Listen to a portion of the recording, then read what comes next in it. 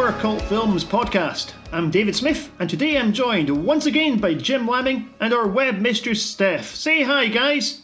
Hi. Today's topic is going to be space-time tomfoolery. Those sorts of twist-heavy, paradox-loaded head-scratchers, full of things like time travel, alternative universes, and dream logic. And what a triple threat we have for you today: 2009's Triangle, 2013's Coherence, and 2014's Predestination. So it's going to be a heck of a show. Note that all of these conversations will include full spoilers, so don't listen if you haven't watched.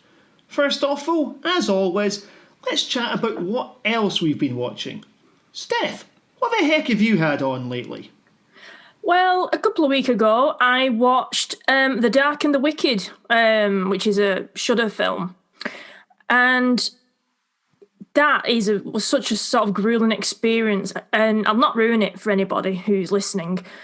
But it's one where there's so much that's going on screen, and I would probably say it's like a psychological thriller in a way. But it's sort of like an endurance film. You know, you sit watching it and it's difficult to watch, and when you get to the end you're just exhausted, but I really enjoyed it. I believe it's by the director of The Strangers, which I didn't enjoy, but this one I did, so I think a lot of people who did enjoy The Strangers enjoyed this one too. But if you didn't like The Strangers, I would say give it a watch if you signed up to Shudder. But I know what you're all wanting to know is, what delicious creature feature have I been watching recently? Well, wait no longer, because I've been watching Poseidon Rex. Yes, so it's on Amazon Prime. It's free for you to watch, so you don't have to pay for it. And I think the name pretty much spells out what it's about. It's about a monster that lives under the sea. So they've got these treasure hunters who, slight spoiler, that go under the ocean to find this gold and sell these explosives.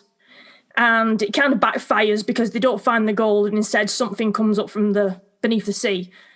Poseidon Rex. So basically T-Rex, but with flippers for arms. It swims in the sea. Yeah, you know what it's all about. But you know what? It was really, really good. I enjoyed it. It's set in Belize, so it's proper like tropical setting. And I thought it was going to be really, really ropey, but it was actually quite good. And I felt like it sort of spoofed. It knew what it was and spoofed it. It's not quite. If you've watched the Asylum films, they're a bit more of a budget quality than this. I mean, this was still on a smaller budget, but it just that bit better quality. So I recommend that. The review coming soon to Horror Cult Films. But yeah, that's my recommendation for this podcast, Poseidon Rex. I saw news about a movie the other day, and I thought of you. It's one called something like Sharks of the Corn or something. It's like the poster as a shark trying to like chase some people through a cornfield. I don't mind its name, but we talked about it on our website lately, and I thought that looks like one of Steph's films. Oh, absolutely! I think I best check out the news. I think Ross might have posted it actually, so I'll be keeping tabs on that one. Absolutely. Unfortunately, Ross is not with us tonight, folks.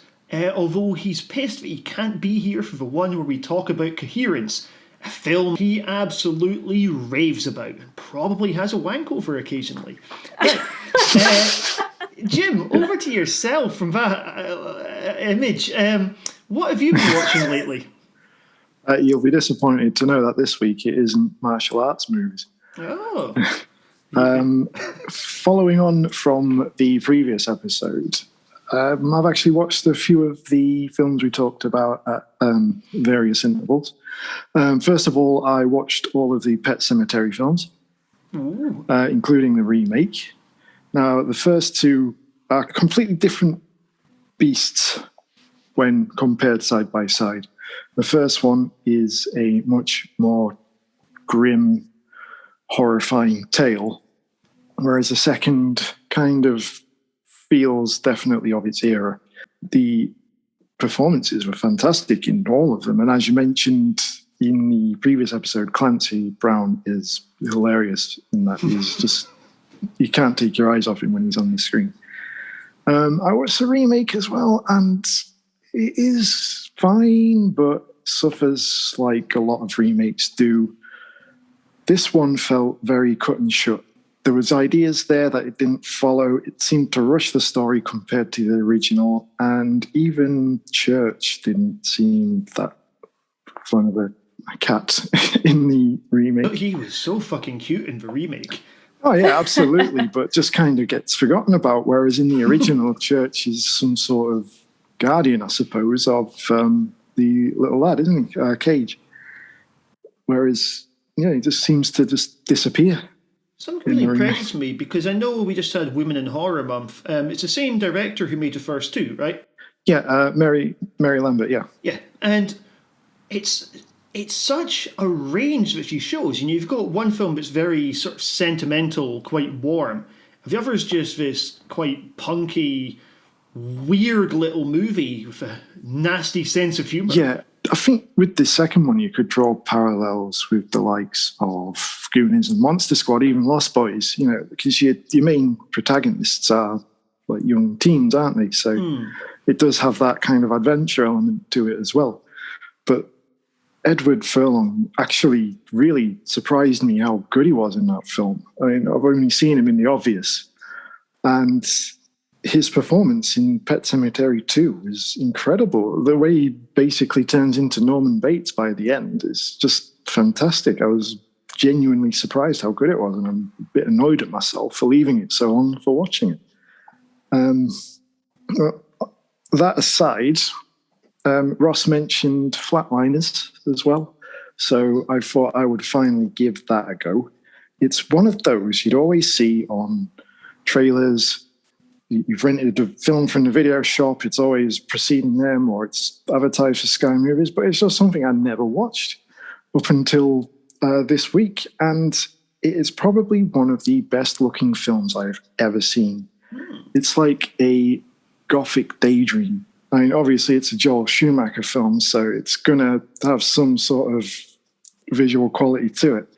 But just the way everything looks, either in disrepair or it's being restored, and the massive spaces everything occupies, and the low orange glows, everything just looks absolutely incredible. Now, the story itself does kind of run out of steam by the end and feels a bit too ambitious and doesn't quite stick the landing. But as just an aesthetic treat, it was incredible. Probably one of the best looking films I've ever seen. Cool. For me, we recently finished off rewatching all the Marvel films. So, in the spirit of time-space tomfoolery, or space-time tomfoolery, we were watching Endgame, which I still don't enjoy it as much as Infinity War. But at the same time, watching all the films in quick succession, it had so much more impact on me than it did first time I saw it. First time I saw it, I was sitting there pissed off, going, there's not been a bad guy for 2 hours now. But then, on rewatch, I thought, this is years of victory laps. There's still something very emotionally satisfying about scenes like Tony Stark meeting his dad and so on and so on. However, I also watched some horror. It was Fright Fest Glasgow just a couple of weeks ago. In fact, last week. Depends when this airs. Anyway, so the best film that I saw at Fright Fest Glasgow was The Old Ways. The Old Ways is a Mexican exorcism film, and it's a very fresh take on a very old type of story.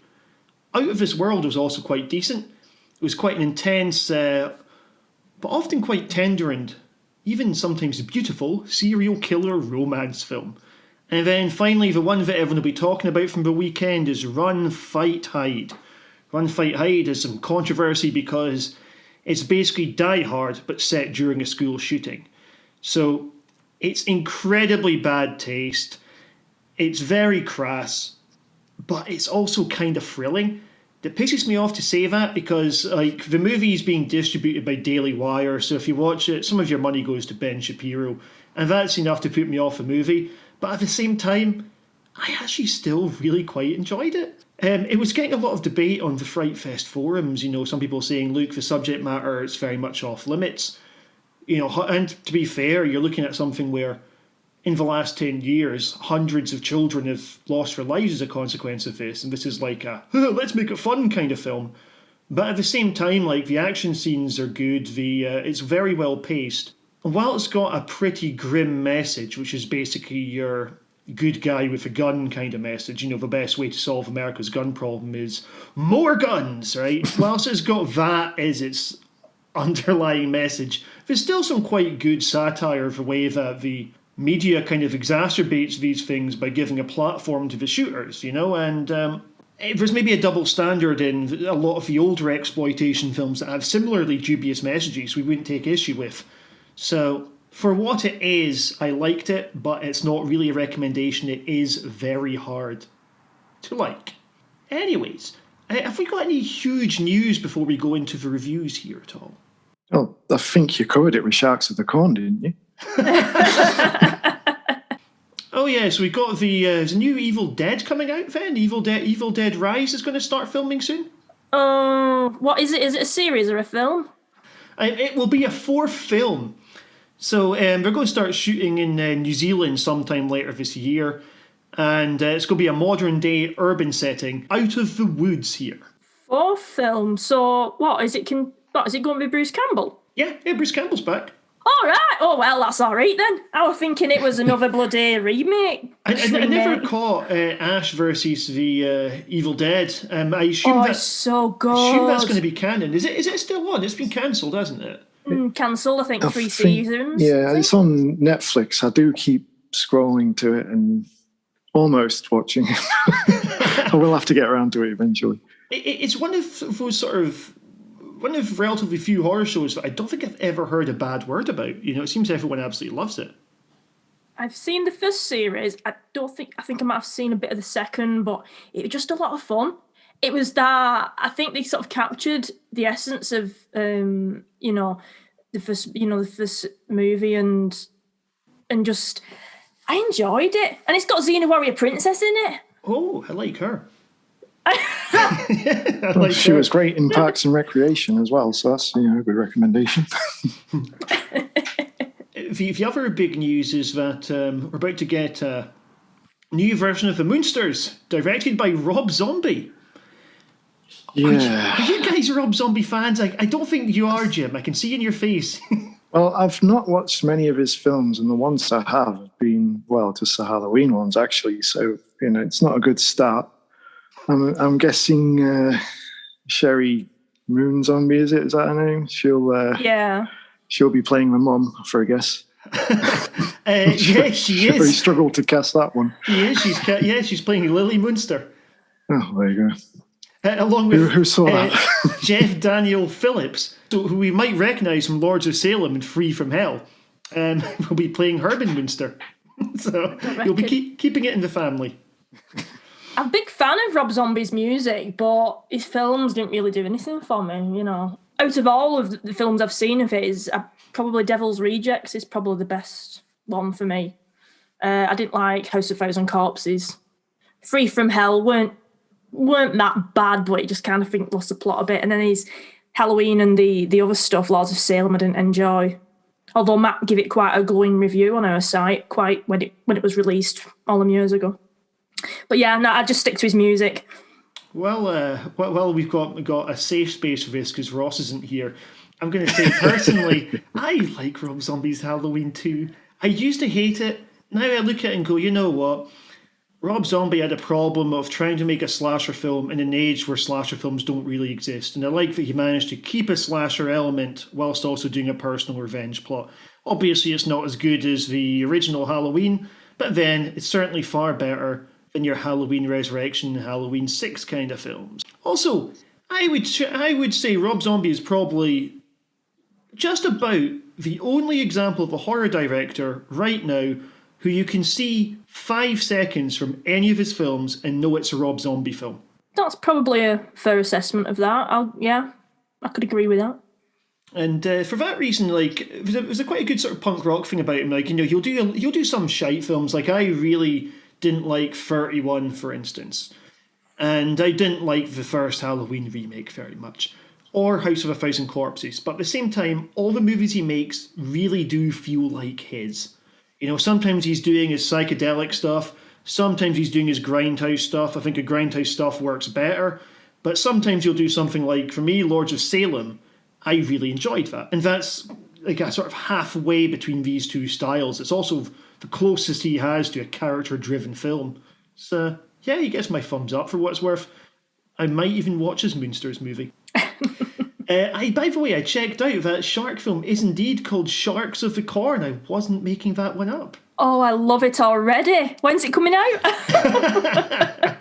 Well, the trailer has just dropped for it.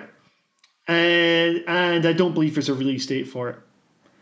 But yeah, Sharks of the Corn should be. I think it's going to be released this summer. Yeah, it'll probably be on Amazon Prime in a couple of weeks anyway. Well, just because we recently had Women in Horror Month, do you guys have a favourite women-directed horror film?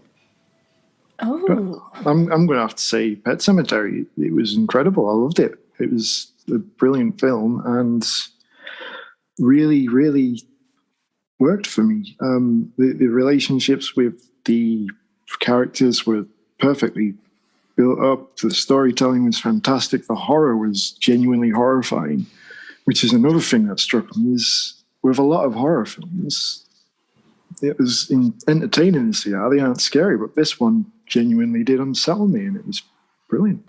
Steph, have you got one? not any particular favourites. I mean, I really enjoyed Pollyanna McIntosh's Darling as the third in the series of Offspring and then The Woman. And obviously then she wrote and directed the third part and obviously starred in it as well. So I really enjoyed that. And there's a lot of great female talent out there. I just can't think of any like favourite horrors that but I think Catherine Bigelow in terms of, well, obviously you've got Near Dark, but I'm just thinking outside of horror now. I mean, Point Break I just love. That's what, if you said to me, a female director, film, so let's just get rid of the horror genre a second, Point Break. I just think it's such a great film. I can watch that over and over again, and it's one of them you can just quote to friends as well, and you know exactly what each of you are sort of referencing, and it's just such a great film. And I think I only watched it the other night actually, just for something to do, and you just can't take your eyes off Patrick Swayze and Keanu Reeves. It's beautiful. It's everything about it. It's them two. Gary Busey, yes. The ex-president. It's just everything about it. It's, for me, that is just like a perfect film. The only Swayze movie that I've seen in years is Roadhouse. I fucking love Roadhouse. It's the best movie in terms of just the escalation from a guy gets fired from a pub, even it somehow ends up in a situation where there's a massive body count, buildings are getting blown up and stuff. It's brilliant. My favourite film for Women in Horror Month would probably have to be The Babadook. Out of modern domestic horror style movies, for me, The Babadook has a more successful marriage between monster and metaphor than Hereditary did. And it's got something it's something about it that's really impressive, is that it really puts you in the headspace of this mum who just needs to sleep.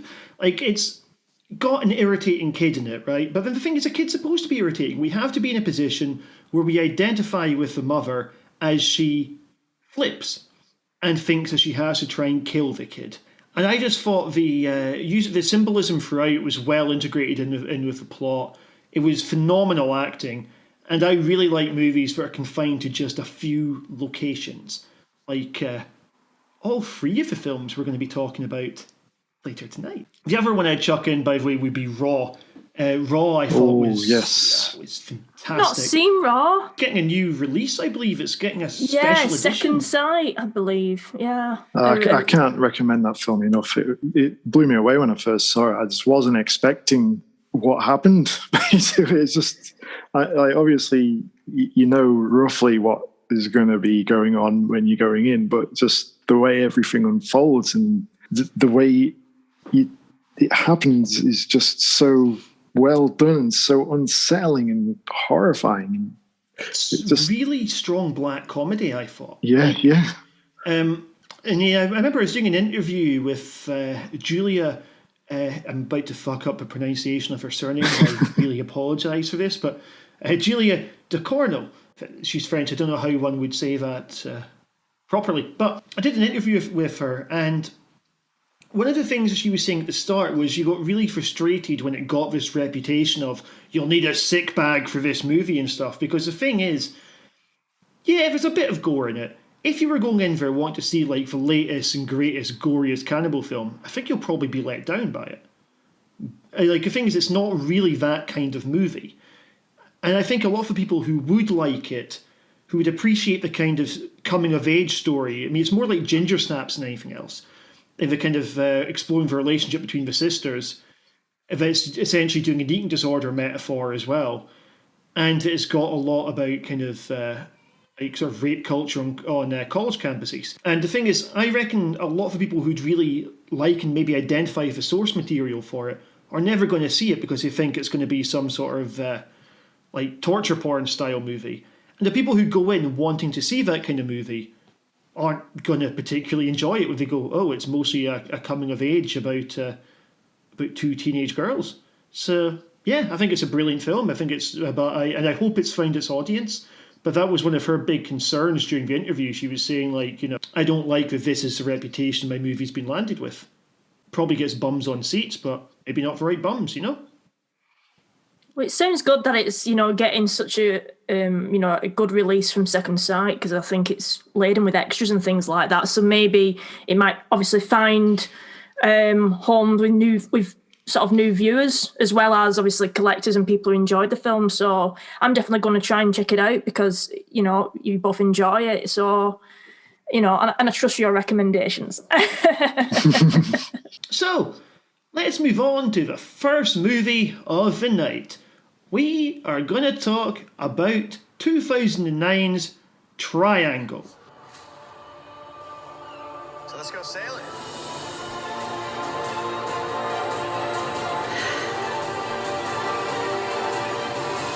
Wind's dropped out on us. Get below deck now. Get the life jacket.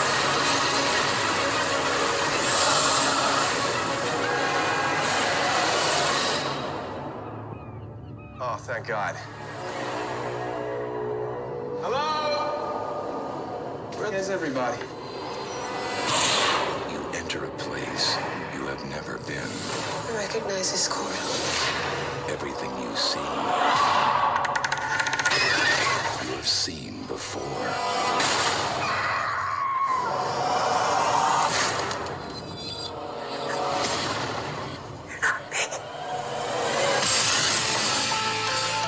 It's starting over again. That's what's going on. Everything that happened to you before. He's dead! You changed the pattern. You changed the pattern. We're not trapped. Who are you?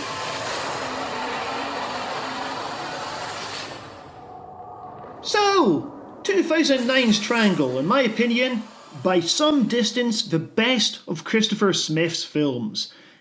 Let's kick off with you, Jim. What did you think of Triangle? I know we discussed beforehand that this film doesn't really do paradoxes, but the problem for me is that the film itself is a paradox in that it's probably one of the best scripts, best stories about time travel, but it somehow comes across as really dull. Well, maybe not too dull, but there were moments where I found myself checking my watch, and it did seem to drag in places. Some of the characters, I think, were just, you know, one-dimensional meatbags to be killed off here and there, and it came across too much. It did come across as quite annoying, especially the opening 10, 15 minutes. But there is a great time loop story in there. I mean, it's like a lot of good films in this genre. It's, you know, it's the old Ouroboros theory. Everything is one big loop, and you're constantly stuck in that. And the main plot of this is trying to break that loop. And it does play out quite well. It starts off very interesting, but then once we get to know what's happening, it does kind of lose steam a little bit.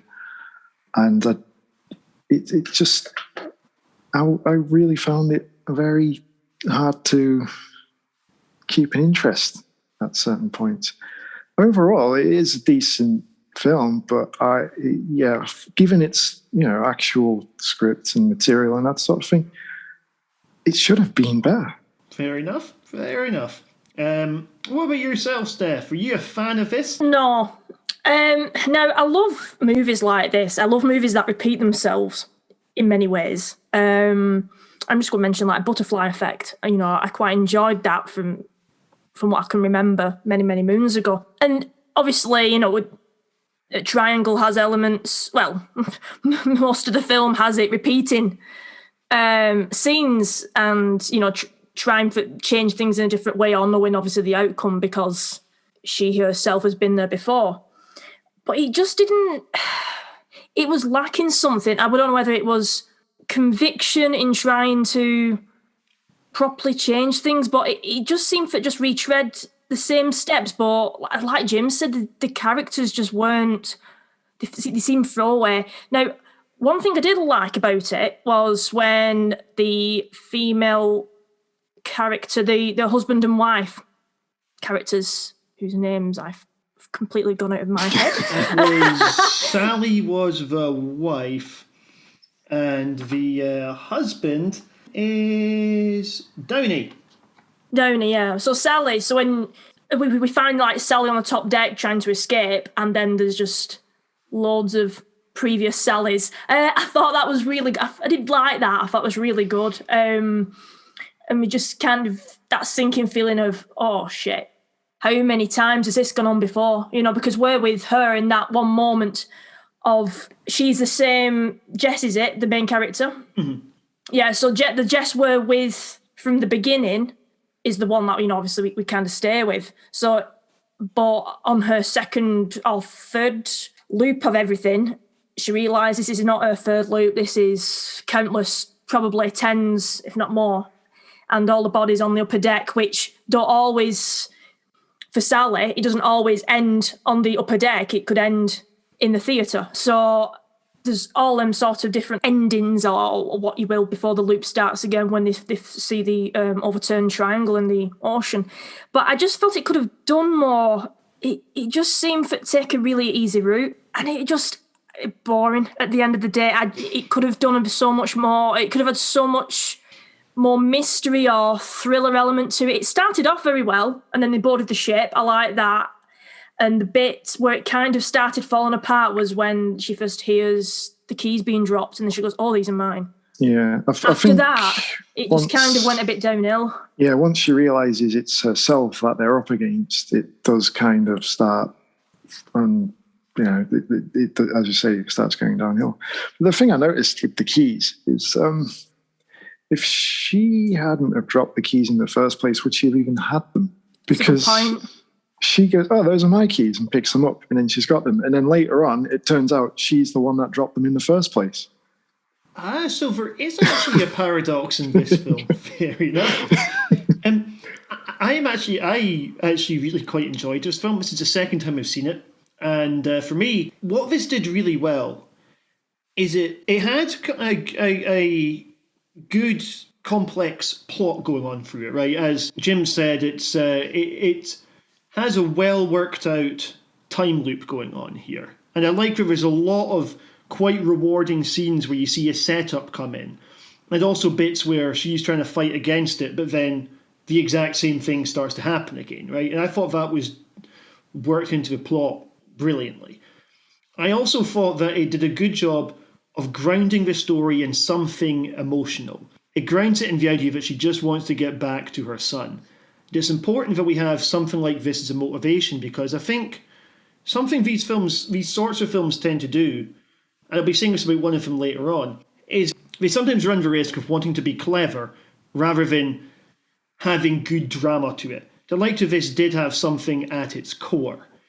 At the same time, I would agree that the other characters were not particularly likable. I quite like Greg, who is obviously very much in the friend zone. I liked that he immediately ditched Heather as soon as they try and do the setup. He runs out to see Jess. And I did like that there was always something slightly mysterious from the beginning. When she's like, "Oh, my kid's at school." Now, we know from that her kid's obviously not at school. We know something's just happened. But we don't know that she's just killed him. And I thought, once you reach the end, and then obviously we got it starting all over again, I liked the reveal that we see that she's not actually the great mum that she's been trying to imply up until this point. We see at the beginning where she's saying, "Oh, when I have a scary dream, I try and think of something else, pretend it's something else going on," right? And then we see her do just that later on, when the thing that she's doing there is ignoring that she presumably killed her kid. And I assume the kid was the one who was originally in the back of her car when she crashed the car. So what, she'd have died originally. And then the ferryman's like, "Oh, I'm taking you back again," because, it's the ferryman for the river Styx.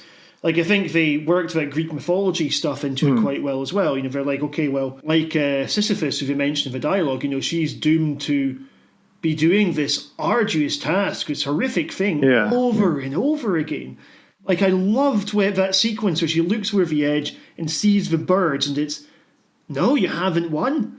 In fact, funnily enough, the day that I watched this, a dead bird fell out of the sky a few feet away from me when I was walking back home. I looked at it and thought, "Oh, wow, this is it's a strange coincidence." Bad omen, that. Absolutely. But yes, I thought there's a lot to like about this. Steph, I believe you said that cruise liners freak you out, don't they? Yeah, not like a busy cruise liner, so not like, cruising with Jane McDonald, that's quite enjoyable. Another one for Ross to pull me up on when he gets back.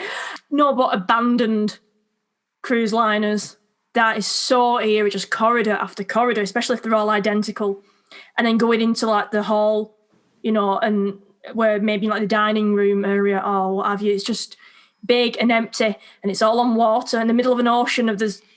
It's probably, it's a good job I don't plan on ever going on a cruise or anything like that. It's just eerie. And, playing the video games like that where you're on a liner, them are not enjoyable either. But I just think maybe because they're so big and so empty that you just don't know what's hiding in any of them rooms. And, I get that because, they show it looking like they're rats in a maze when they first board it, don't they?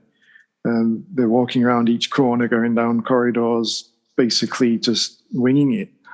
And it does add to that kind of imposing atmosphere, doesn't it? Yeah, and I suppose it's one of the sort of ultimate no way out scenarios, You can't really run anywhere when you're on a cruise liner. Yeah. You can hide, but if someone's after you that cruise liner, they know that cruise liner, you're fucked. And this brings me to some of the sort of stalk and slash elements I think worked well, particularly because it's quite novel seeing this from a perspective of someone who's doing the killing. Now, there's a couple of references to classic films. The bag in the head, I assume, is meant to be Jason. And, of course, Room 237 makes an appearance in this. I was going to add that. I noticed that. Like I said, I've only watched it once, but I noticed that and I thought, hey, I'm going to mention that on the podcast, but you beat me to it. And there's also some quite good set pieces. I enjoyed seeing the fight that kept on coming up. That shooting scene, where we see that from both sides. And Melissa George, credit to her, she does a fantastic job of looking confused. It's an intimate bond between us and the character because we discover the narrative with her, we discover the time loop with her, and despite that we later find out that that she killed her kid, at the same time we sympathise with her all the way through it. I thought she was brilliant. I don't think I've seen her in anything else that's particularly remarkable. I believe she's in Homed Away at one point. Yeah, that's where I remember her from. Yeah, I think what maybe soured it for me was the ending when it does turn out that she isn't, as you say, the great mum she makes herself out to be. But why did she need to batter herself to death? Surely if she had just hung back, everything would be all right. But then it's the whole time thing, isn't it? I guess she sees maybe how she was treating her kid and hates that side of her and therefore, comes out the shed with that hammer. But yeah, I just kind of dislike the character a little more. And obviously we're on this constant merry-go-round, basically. Surely, I mean, obviously she's going through a bit of a traumatic time, but you would have some recollection of what's going on, surely. The point of the loop starts is presumably once she leaves the cab here. And, she's in denial about what she did with her kid, because, I mean, it's not properly said, but I guess what we can go with is that, she was driving fast afterwards, she wasn't thinking, and presumably she died in the crash. Kid was possibly in the boot, but she died in the crash. And, I guess the film's about, her coming to terms with what she did. I mean, we've got that. One of the awkward bits of symbolism, and I hate when films do this, and some very good films do this as well, it's when she's looking in the mirror, reflecting upon herself and going like, see what you're capable of and stuff. And that irritated me. It was a bit too in your face. And there was that mirror that had 3 faces, 3 reflections. And of course, there was 3 different versions of it in the film Triangle. So, and on the film's poster as well. Yeah, there is. Yeah, I noticed that as well. Yeah. The taxi driver, very Norman Bates vibes from him, I've got to say. Just, I assume he's the ferryman you were referring to previously. He just kind of stalks up behind her. So you need a ride then? You're there to carry her through to the afterlife. Yeah. I'm not going to pretend for a moment that I know anything about Greek mythology. This is a Wikipedia job. 10 minutes before we start get recording. Most of my knowledge from films and video games anyway, so I'm probably as much as in the know. I know when I was watching, I thought, is she just already in hell and this is what she has to do over and over again, is relive, probably the worst thing she did in her life, because if you watch films and that or series, I just bring up Lucifer because that was probably one of the most recent things I've seen that deals with hell and things like that, and you just relive scenes over and over again, and no matter how much you try to change them, it doesn't affect anything. So I kind of thought, well, maybe it's kind of like that, and then especially with that, sort of like the ferryman sort of thing, and then how whatever she does, it still doesn't have an effect, and she's just going to keep on looping round, and and clearly she was a bad mother, being awful to a child, so that through guilt through that, and she's trying to redeem herself, but knows that it's too late. Really, the damage is done. Yeah, and I think that's the kind of powerful element of it for me. Like when she stops herself and then kills herself and then runs out with the kid, you've almost got this sense of, okay, she's completed, or she's reversed the loop here. She's saved her kid now. Is this going to go okay? And then it's like, well, no, as soon as she chucks a bird over, you see the birds, there's this brilliant sense of just doom about it, Yeah. She's nothing she can do here. This is her personal hell she's stuck in, of constantly reaching a point where she thinks she can save her kid and then being reminded of a horrible thing that she did. I saw Christopher Smith was talking about the ending. He was talking about how he wanted to leave it open for interpretation of what's really going on here. Like, is this a case of, like, is this just meant to be working on a metaphorical level, like it's a character losing it? Or is this all about the Bermuda Triangle? Is this actually something supernatural going on? The thing is, it doesn't really matter one way or the other, because the primary emotion that's fueling it is, or primary emotions are grief and guilt, And I enjoyed that it was grounded within that. In terms of some bad things about it, the location I thought was really interesting, but it was also completely incidental to the plot. There's no reason that couldn't have been like an abandoned factory and you'd still have the exact same film, Like, it felt like there was a missing step, something to really, and maybe there's something obvious that I'm missing here, that could easily be the case, but it felt like there's just something about boats that was not well integrated into the themes of it, into the small scale plot part of it. Yeah, I guess it's referring to the Bermuda Triangle part of things, isn't it? Because I guess you're not going to get to that in a factory. But I mean, did they explicitly say we're in the Bermuda Triangle at any point? No, I don't think they actually do. I think we're just meant to assume that's the case. I mean, I've read that that's where they are in a few articles and so on, but no, it's not actually mentioned in the film. Could have been a bigger deal of that. They could have just been saying, Bermuda Triangle, mate, Yeah. Are you sure? Build up the lore. People go missing there all the fucking time, Yeah, I mean, because, as far as we knew, it was just the wind dropped and then that big cloud storm rolled in and then next minute, they all miraculously, bar one, survive and come across that line. I don't know, it's like, I mean, I know they had to sort of set up the film out, have some actual scene for it all to play out on, but if you think about it realistically, that everything from sort of like the harbour to and on to the ship, including the ship, there wasn't really even any point to that. Like it didn't. None of that could have existed in that film and been swapped out for something else, and it wouldn't have mattered one jot. It didn't matter that she went on a boat ride with her friends and that guy who she may or may not, have feelings for, and the whole ocean liner thing. It's just like you could swap that out for anything else, and it wouldn't have made a jot of difference. It's just like it seemed a bit pointless. Like I say. It felt like it could have been so much better, but he just had a lot of these things that could be throwaway in many respects. But just going back to something we were just on a bit before, I mean, hats off to Melissa George. She did some bloody running about in this film. I don't know to what degree maybe a stunt double would have been involved, but she was up and down and chasing people and bashing them, and there's a lot going on that. I actually, though, really laughed and enjoyed the bit where she runs out of bullets and just throws the shotgun at her. I honestly God, that was fun. Actually, that bit just sort of made the film for me. It's not like you said, did I enjoy the film? I've seen worse, but it's not really one I can say I enjoyed and I'll watch again, because for me, a good film of this genre is one I want to watch again. And I feel I've seen it now, and it just didn't have enough. For me, one of these films, you want to watch it again because you didn't quite understand it the first time. Or at least you think, there's going to be things I've missed. But with this, I just don't think there's anything in Triangle that I missed. Yeah, I think with the other two films we're going to be talking about later, without giving away my opinion on either of them right now, this is by far the simplest of the three. Yeah. I tell you folks, one bit that really made me laugh was, it's unintentionally funny, right?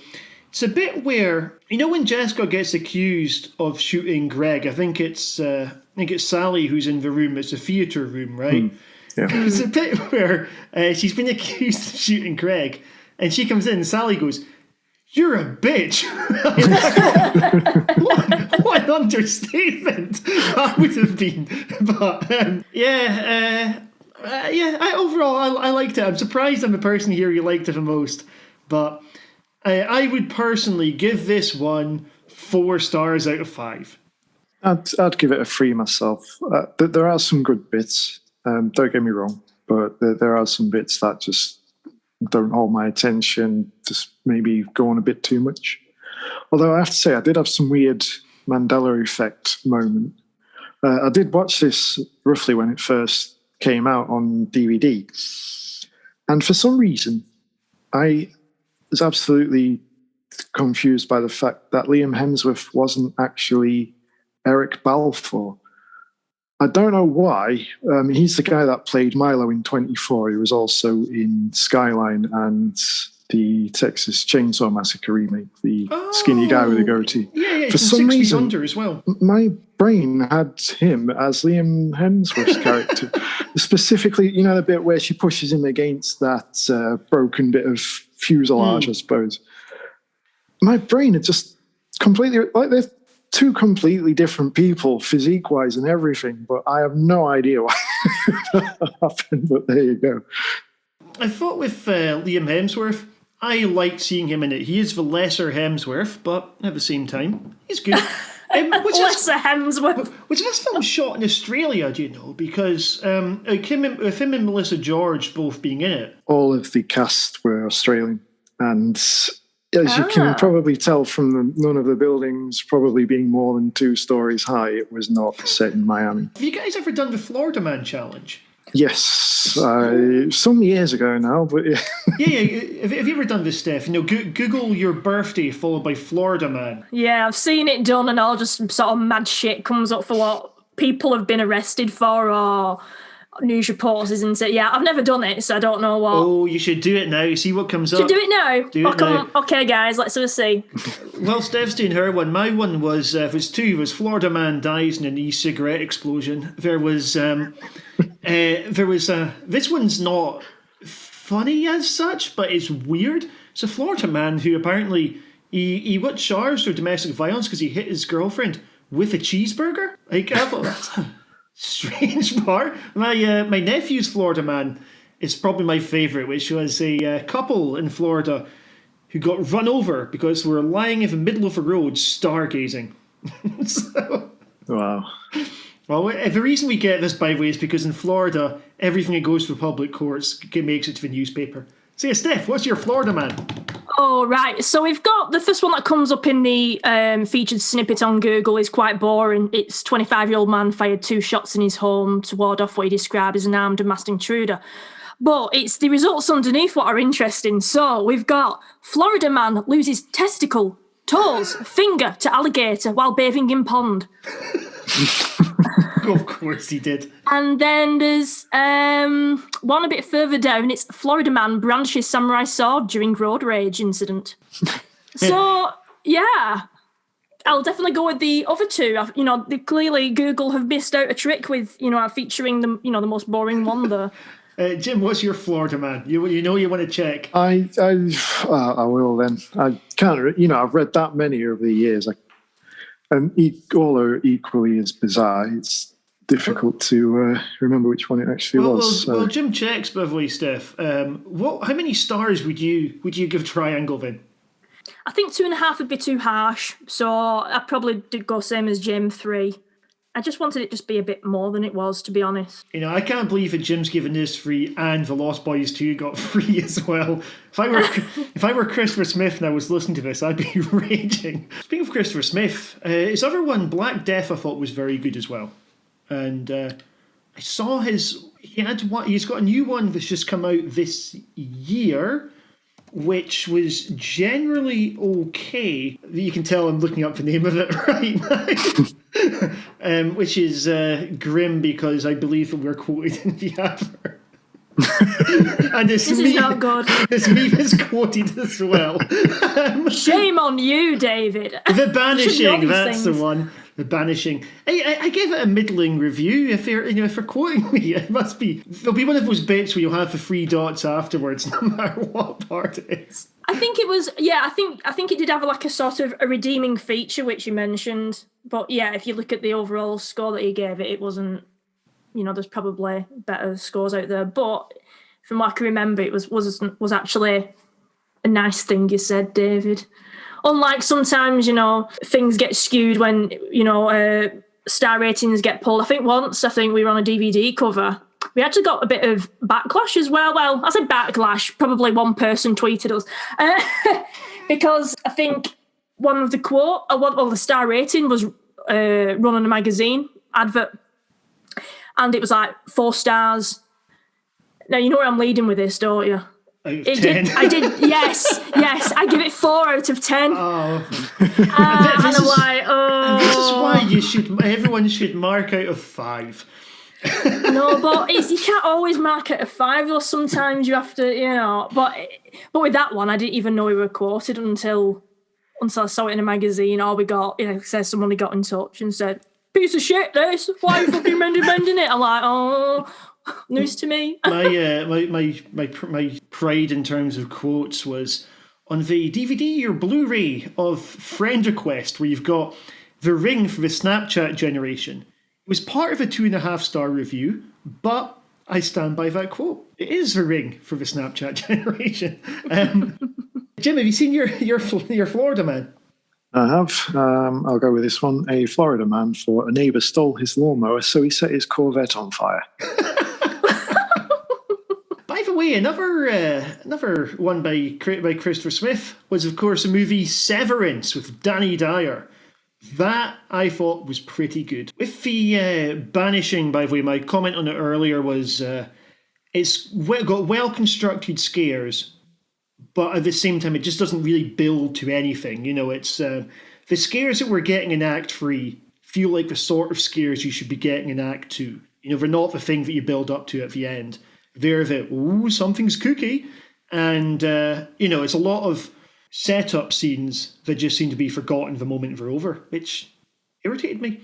But with Severance, with Danny Dyer, my wife's been listening to Danny Dyer's podcast with his daughter, who's also called Danny Dyer, spelt with an I, and it sounds amazing. It's like the two of them basically doing like a kind of agony aunt, agony uncle thing, you know, readers put in their problems and then the Dyers will get back to them and talk them through the best way out of it. I can imagine how good that is, actually. Yeah. It's very wholesome. And they've got quite a good bit where he brings up vibrating love eggs, and his daughter's like, how do you know about vibrating love eggs? He goes, how do you know about vibrating love eggs? Awkward. Yeah, it made me warm to Mr. Dyer anyway. Apparently he's one of Harold Pinter's favourite actors, so maybe still waters run deep. He did this quite endearing show was when he was hunting UFOs, and there's a bit where he meets this guy who fakes crop circles, right? And he tells Danny Dyer, he goes, "Yeah, I made the crop circles." Danny Dyer's like, "All of the ones out there, they're yours." He goes, "Yeah, I just made them," right? Danny Dyer goes to the camera afterwards and goes, "See, he says he made them. I just don't know what to believe anymore." It was fantastic. It's on Channel 4, I believe. Anyway, anyone else got any last points you want to bring on Triangle before we go from me just mentioning UFOs to Coherence, which also has matters of outer space? Anything else on Triangle? I think we've covered everything, haven't we? Yeah, I think we've done it, Pride. Right, let's move on to 2013's Coherence. Some choices that I'm stuck with. I'm stuck here. I'm like the dead cat, right? This whole night we've been worrying. There's some dark version of us out there somewhere. What if we're the dark version? Someone in the house! Oh my God. Get the hell out of here! Mike! Oh, no. Jesus! What's going on? Okay? Fiora. Okay? Who the fuck? What's that? Mike? Does anybody know what to do? So, Coherence from 2013. Folks, I know that this is Rossi's favourite film out of the three, and if it were legal, he would be married to it. Steph, what is your opinion on Coherence? I love it. I'm with Ross here. So the first time I saw this film was at Grimfest a few years ago, and I was just captivated by it because anything about like dimensions, quantum physics is it, and things like that, and just, you know, with the Schrodinger's cat, that anything like that is just, it blows my mind. I'm so interested in it because if you start thinking about it, God, you're into that sort of hole of trying to figure out, well, what if this happened and that happened, and you're just lost all night then if you get into a debate with someone about it. And I felt how this film went really well because it's such a tight-knit film in terms of we don't really leave the house. If we leave the house, we're just walking down the street, but it's not like a lot of different locations that maybe our next film we're going to be discussing, Predestination, is. And I get why some people maybe it grates with, because the opening scene, or rather, it does get better throughout the movie, but the opening scene is where a lot of people are talking over each other. And, you know, if you're quite sensitive to things like that, it can be a bit sort of in your face, and I can understand why people not like that. But it's so natural to me. And actually, I've got it on DVD, so on the special features on that, the cast actually got prompts each day as to what they were going to discuss. Like what the character's motivation would be for that particular shoot. So just going off that, then maybe some of it was improvised and they just had like an idea of what they needed to sort of the character's motivation would be for that particular day. That's dead interesting, because I think it really does have that quality about it. Like, it really does have a very naturalistic feel to how everyone's chatting. And I think you're right that it's because you've got folks chatting, like talking over each other, you know? It feels very real. Yes. And it feels... it feels so real. It feels like I'm walking into my relative's house because we're a family where, if I go around to my grandparents' house and all relatives are there, it's everyone talking over each other. And so one gets louder and the other gets louder. So it just becomes a shouting match, really. So it was quite familiar for me. The handheld style, I think, helps with that as well, because it's really intimate, right? Yeah. Like you say, it's all sort of like... a lot of close-ups between the different characters in the room and interactions between different ones. So you can kind of see because we know there's like a former relationship there with, I think it was Laurie who's invited. The woman that they don't really want invited, who one of the friends of Mia brings. And I believe... she's the ex of Kevin, who Emmy's currently with. So there's that bit of friction there. I felt so bad for Laurie of the grounds that before she arrives, everyone's like, what a bitch. We're immediately trying to slut shame her. And then you've got the bit where they take horse tranquilizer to make her company more bearable. Imagine if I go to a dinner party that turns out everyone's taking horse tranq to get through a night with you. That'd be bad for your self-esteem. I just love her. She's like, it's got like... I don't know, lavender in it, and she's listing off all these, wonderful ingredients, natural sounding, and then it's like, ketamine. And I was like, what? But no, I just absolutely love this movie, and it really gets you thinking. And I don't know how you two found it, but I kind of understood it pretty much on the first watch. But having rewatched it again recently, but obviously for this podcast, I saw telltale signs of, this is where things have changed. Do you know what I mean? Or this is where the characters are actually different in this particular setting than the ones we were with previously. So, yeah. How did you find it, Jim? Yeah, overall, it was very good. I was quite surprised. As you say, it was quite straightforward to follow. For me, the most difficult part of the film was the opening. The first 10, 15 minutes or so, as you say, it's loud, everyone's talking over each other. I found it quite obnoxious, to be fair, and I've got to be honest, if I wasn't watching it for this show, I would have turned it off after 10 minutes because I just was really struggling to show any interest in these self-absorbed people. It was the cinematic equivalent of watching a headache. I just really, really hated it. But then all of a sudden, it quietens down. They're sat around the table. Em's talking about the comet that passed over, was it 100 years prior to this? And people started acting differently. And once they started getting a bit of exposition coming, it's as if a switch flipped and I was engaged. And from that point onwards, it had its hooks in me, and I loved it. It was brilliant. And as you say, there's little telltale signs throughout that. Are these the same people? This person's been acting different since this point. And once you come to that realization of these aren't the same people we started with at the beginning of the film, it was like, wow. That was a really, really great touch. And it just completely... from where we started to where we ended up, it was a massive surprise, and it was really, really entertaining. That though it was more effective. That obviously that at the beginning where they are all talking over each other, it's like it's a group of friends who are familiar, and they're just all they're all sort of like you said, they're all on about their lives and chatting and catching up with people. Do you not think it was good how suddenly when shit sort of hits the fan with the paracut and then they start realising something weird goes on, that it was a nice contrast to like, the beginning bit where they just thought it was an ordinary day, for instance, an ordinary party or get together in the evening. I thought it was a nice contrast, but I can understand why it would turn some people off, like you felt at the beginning, because it is a bit.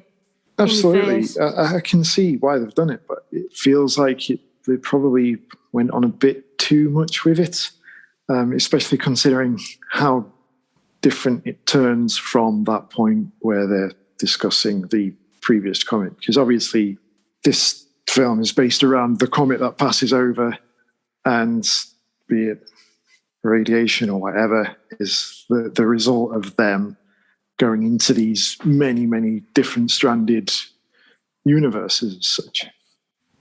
I'm absolutely with Jim on this, right? Where I think of this movie, the party at the beginning, I was just like, that is a party full of absolute knobs.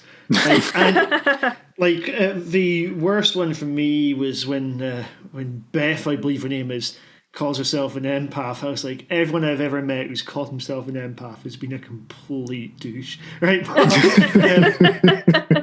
And I didn't warm to Kevin. I found him too smug and smarmy. I liked Mike, one played by Xander from Buffy, because they had a bit of breaking the fourth wall, where he's a once famous TV star who's in a big supernatural TV show, just like in real life.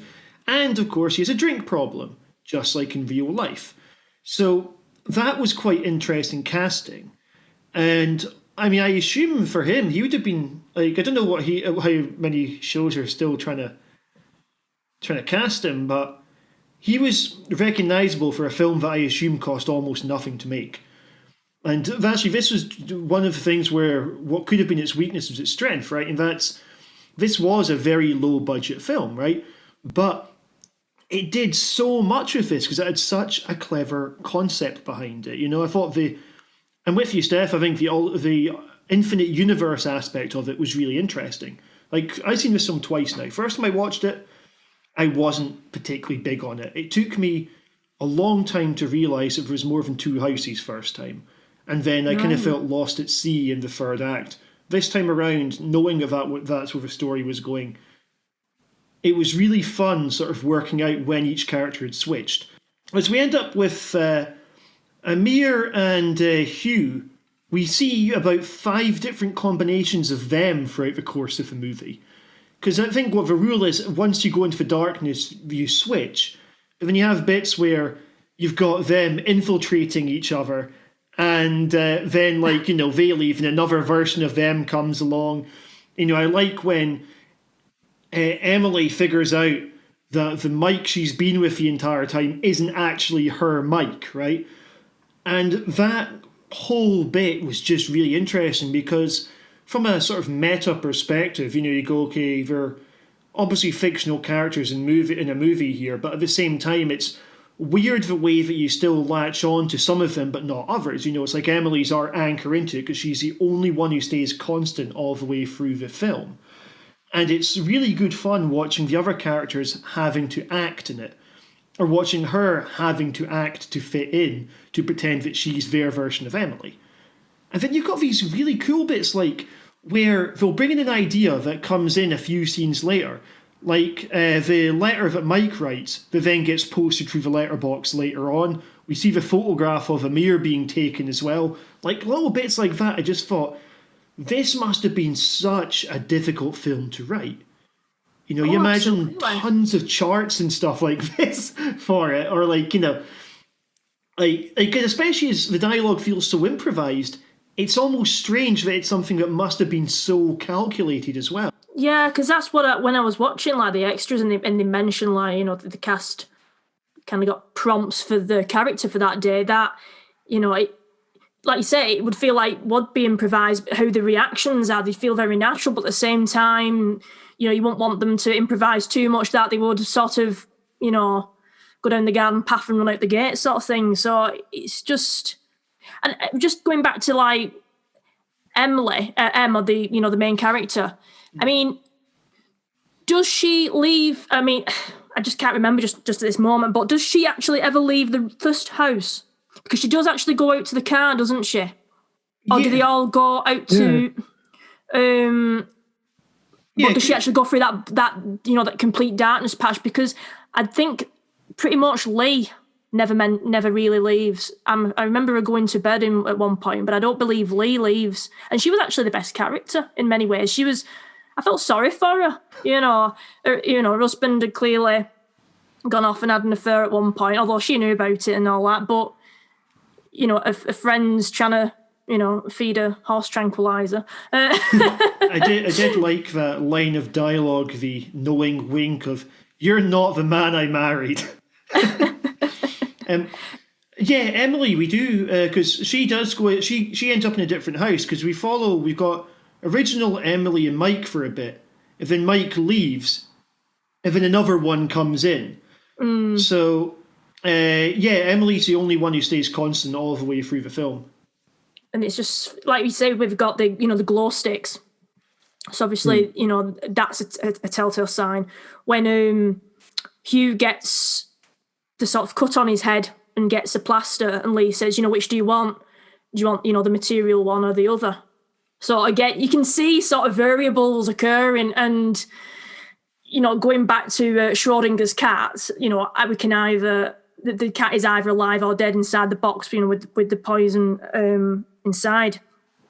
It's like every time there's some sort of potential for a variable there, like the ping pong paddle, it's just like, you just know that there's going to be an instance where one of the character exposes themselves as actually not being of the same variable that the rest of them are. And then obviously the more times they go out for investigate. I mean, why would you keep going out investigating? That is a question.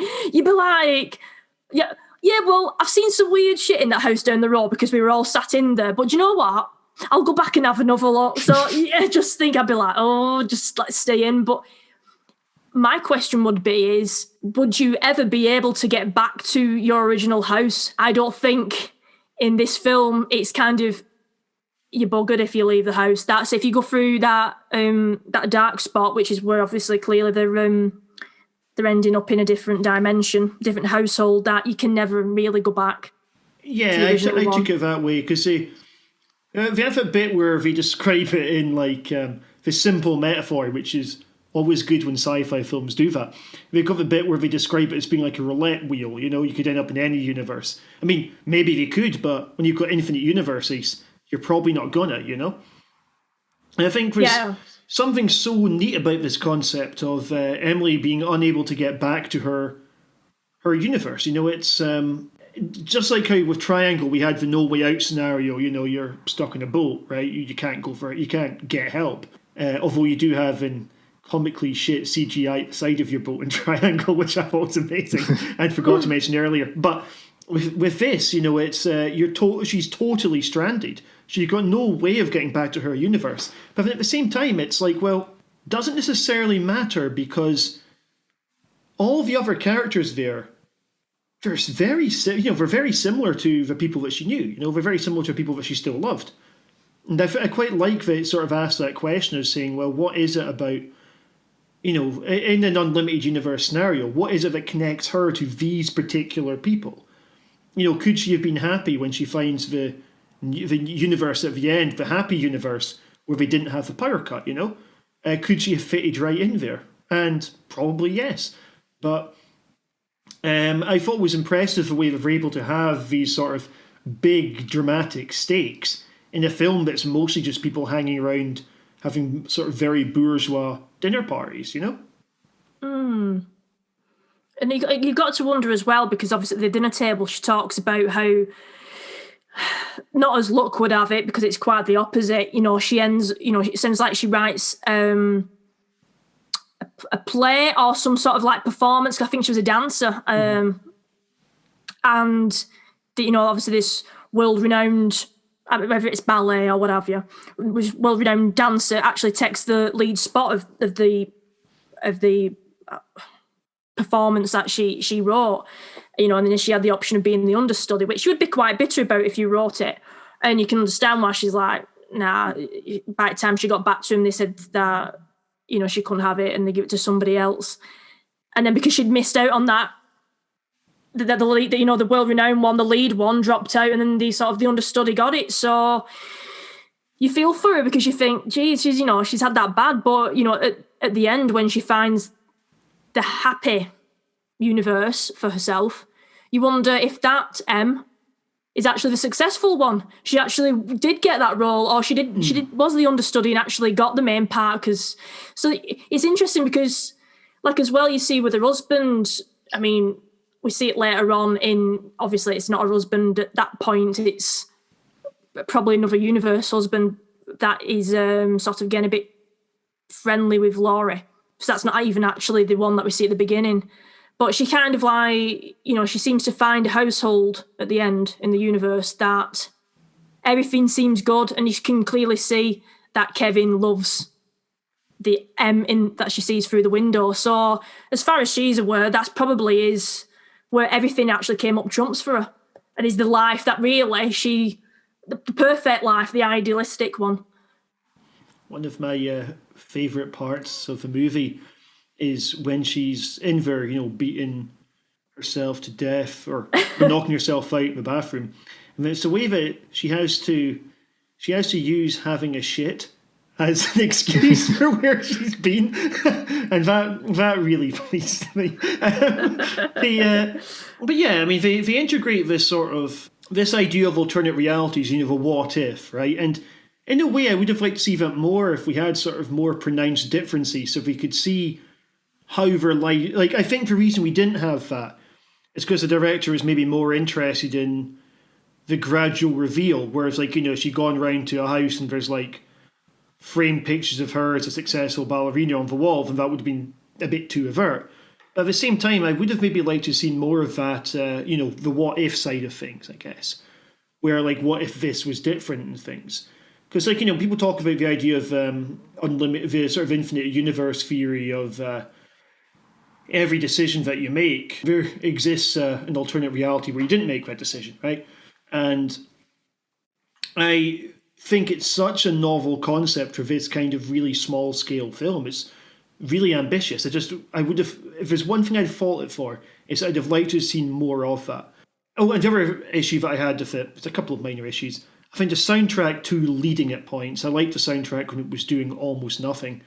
And I also did find, because of the annoying characters, I think the film was more concerned with, like Triangle, more concerned with being clever than I think it necessarily was of telling a good character piece. But at the same time, it didn't matter, because once the characters were having to respond to the escalating circumstances, I thought it worked absolutely phenomenally. And the paranoia, as you're thinking...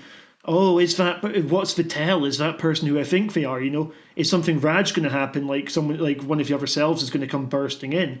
Oh, yeah. And like you said, with the tin box that they end up getting, and it's like, well, where did all these photographs come from? And because later on, Em could choose a completely different photograph, but she did end up settling on the one that they'd actually seen already, but it's like she didn't recognise it. So there's little things that are like, maybe I do need to even watch it another time, do you know what I mean? For just try and sort of get, like, have I missed something there? So that was one of them. Do you know at the end of the movie, and, she clobbers herself to death? Not quite death, yeah, because she still has to be alive to, for some reason, leave the house and then call the police. Yeah, but there was a ring being dropped.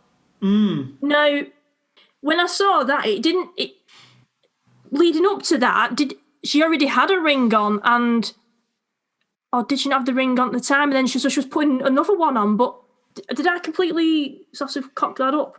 No, I think she put both on. Oh, she put both on? Yeah. But one fell off onto the floor, so she picked that up and... Yeah, it was the version of her which she smacked with a cistern lid. Yeah. Her ring fell off as she pushed her into the bath, wasn't it? And she picked that up and put that on as well. Yeah, she had the one from the car, I believe, didn't she? Yeah. From earlier. But I think, I'm going to have to watch this again, but I thought when she picked up it and put that on, I didn't think she had one on already, but we just seen her put it on in the car. Nah, she definitely does. She definitely did. That's your way of seeing that, like, yeah, she can carry stuff between, and this is, maybe this will be one of, aside from obviously her being identical to someone else in the world, this second ring is going to be something that makes her... gets her caught, I guess. like I say, I think it deserves a third rewatch, or how many other times I've seen it. I tell you one thing that jumped out at me towards the end. This is maybe why I need to rewatch it, right? There's a bit where, when Hugh finds out that Mike had sex with his partner, right? Then he thumps someone. It's a weird bit where he goes, "You're my best friend." And I was like, Hugh and Mike are best friends? Since when? I just didn't buy the chemistry between members of the group. There is a nice little line that he says, though, something like, after they've discovered what's going on, there's a million, infinite amount of these universes, and I slept with your wife in every single one of them. Absolutely. Oh, did he? I really enjoyed this one second time. Like I said, first time I watched it, I was just like, eh. Second time I watched it, I was taking lots of notes, watching it slowly. And it was really, really good. So much better than I remembered. How did it go down with the Grimfest audience, by the way? Did everyone love it? Yeah, from what I can remember, everyone enjoyed it. Yeah, it was definitely good feedback from it, from what I can remember. But yeah, it was one of the best of the festival for me, anyway. It aired at Fright Fest one year as well. I didn't end up seeing it there, but so I saw it on DVD a few months later. But it got absolutely outstanding reviews from everyone there. It was one of the sort of sleeper films. It was playing in one of the Discovery screens, but it got some of the best reviews of the weekend. Like Fright Fest last year, or no, the year before, that would have been One Cut of the Dead, was the one that everyone absolutely loved, And that was also one of the Discovery screen movies. And then it's like the one that everyone's talking about. So you look at it a few months later and go, wow. And I'm really happy to have rewatched this, and I'm really happy to now be a fan of Coherence. Whereas at first I thought the film was incoherent, and and stick to your day job. Now I just sort of look at it and think, wow, it was incredibly well calculated. Like, again, there must be diagrams and diagrams behind that. Absolutely. I really like the way it's structured. So at first we think, is this just some weird little time skip? Like they've somehow in this little bubble where they can't progress beyond their house, and when they, and the house down the street is them, but is it in the future? Is it in the past? Because you've got these little things like when they find the box, it's implied that this is something they do a little further on in the film, and the note on the door and so on. And then we see the red glow sticks. Now, the house we're following all have the blue ones, don't they? So I think it kind of gets you to believe that, so the guys with the blue glow sticks, they're the good guys, and the ones with the red ones are the bad guys. It's Star Wars. But then we see another color glow stick, and it's and then we start to see that it's branching off with all these little changes in the detail, like the photo that they have to take of the guy because they don't have one at hand. He's in a slightly different pose. And that's when the penny starts dropping. So there are more and more of these. And then it snowballs to the point where we're at the bit where it's just M trying to find her idyllic situation at the end of all this. And just the way it's just slowly plotted along and gets bigger and bigger for something really that's quite small is just incredible. Yeah, and it does the same sort of thing that Triangle does, actually where you have one character that we discover all this through, I suppose. That being said, something it does that Triangle doesn't do is, as the members of the audience, we get some information that Emily doesn't get. We see conversations that she doesn't have access to. So when Mike goes off to do the letter, we know about that, but she doesn't know that's happening. So I suppose those bits aside, this kind of our universe, Emily, I think, is it builds up quite a good relationship between us as viewers and her as a character. The bit where she attacks herself. I don't know that was quite built up enough. Just because, like, to an extent, because there's such a plot to unravel, she's a bit of a blank slate protagonist to an extent. And, we get that she's desperate, we get that she's looking for her idyllic situation here, and we get that this is a one house that hasn't been affected because the power cut hasn't yet happened, so they all just stayed inside. But it was an escalation to getting her in the situation where she was going to clobber herself and leave from the bath. I mean, I guess it's that kind of hell is other people thing, no matter what universe she'd been in, it was a toxic atmosphere for friends. I just don't know that it was go to that lengths toxic, Yeah, I see what you mean. And it does come across quite abruptly at the end. But you just get this impression of, oh, fuck it, I'll just go with this one and try and get rid of so I can take her place. It does seem like she's just got to the end of her tether and this looks good enough. Although I do commend it, I suppose. I mean, a lot of sci-fi films with alternative universes and stuff, as you mentioned earlier, that there'd be pictures of them being successful at what they want to be successful at. And there's a lot where, we're in the fascist alternative universe now, so we've got to hide from all these people. But it did make a refreshing change that all of the differences were very minute and not obvious at first until, we're a good 3/4 of the way through. And it did make a really refreshing change from that point of view. Yeah, no, I think that's absolutely fair. I mean, it's a very different take on this kind of film. And actually, one other thing I wanted to commend it on is the bit with the comet story. I absolutely loved that part. Where she's building up the lore, the story in Finland. This old lady who offed her husband. Says, I know that wasn't him because I killed him last night. But, I liked the kind of the gradual weirdness that it's bringing in, the sort of thing of people's phones going on the blink and stuff like that. It was, it might be the sort of like, those sort of urban legends that everyone grows up on and stuff like that. I thought that aspect was really, really well done. And I like how that was, one of the first things, her phone smashing. And then, Hugh's one as well, going the same way at the dinner table. And that is kind of what really is a revelation later on when she says, no, your phone was broke. And a few of them are like, yeah, it did. And he's like, no, it didn't. And I think it's good how that was one of the first things that actually then they start to prove a point with it later on of this is not 2 households. This is an infinite. For every choice that we've had, for every ping pong paddle, stapler, coaster, whatever they've decided to throw in that tin. I mean, if you think about it could be bloody, how many things in that house could they have put in the tin? That could be as many. But how frightening must that be? Imagine if you were in M's shoes or even anybody in that household. And because at one point she even comes across that the household and a few of them are of like, they've been like tape over the mouths and like tied to the hands tied behind a chair. I mean, Christ, what's going on there? I want you to know what the fuck had happened in that house. That's the thing, isn't it?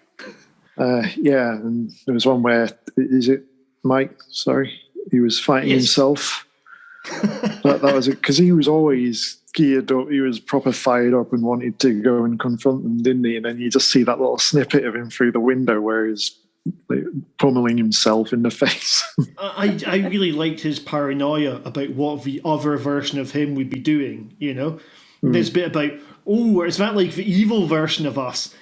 And the way it then opens up to, no, it's just another in the potentially millions, Absolutely loved that.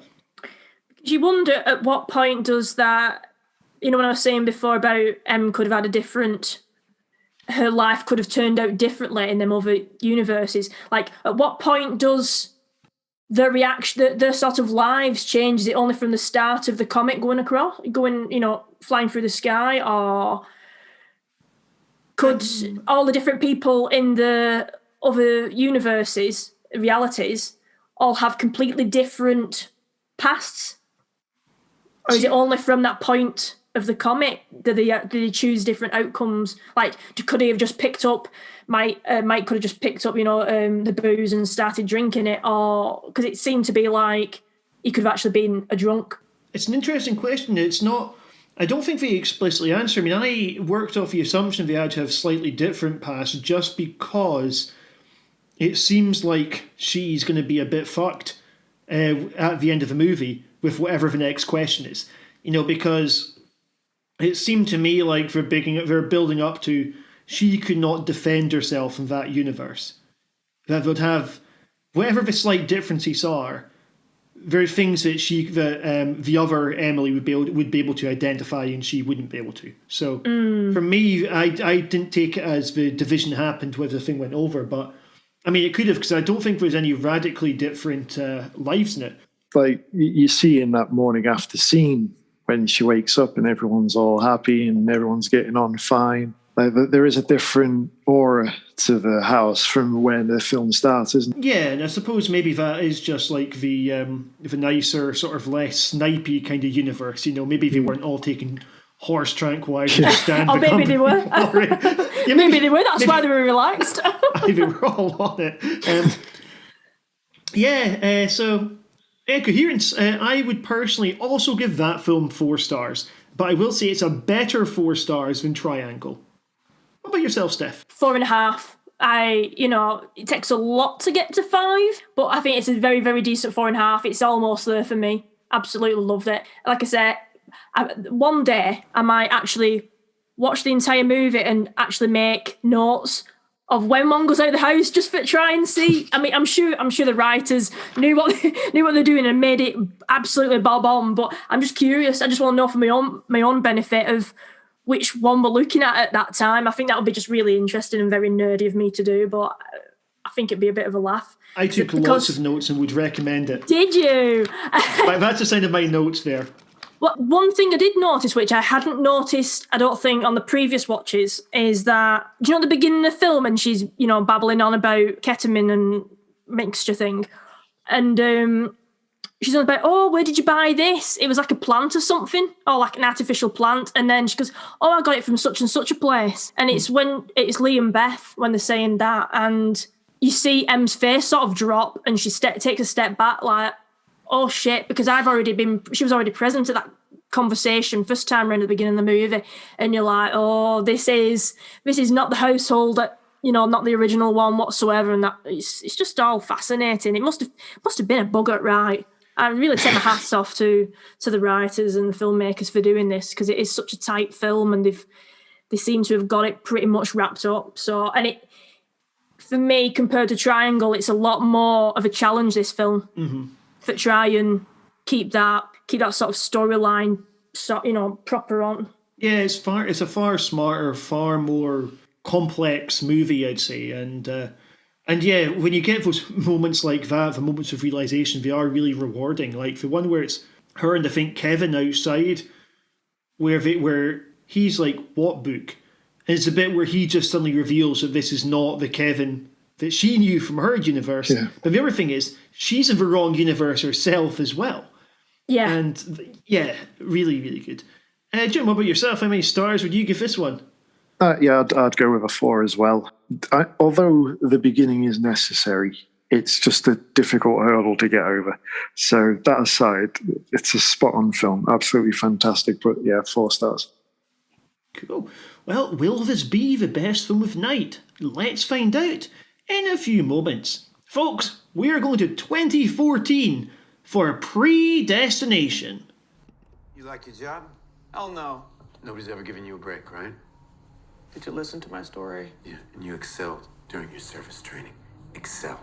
You have skills you've never had the chance to use, and I can give you that chance. Let me put it this way. I hand them to you, you do whatever you like. And when you're done, you try my job. You don't like it, you walk away. You're not talking about bartending, are you? I'm not talking about bartending. Folks, this is my favourite film of the evening, and very possibly one of my 20 favourite films of all time.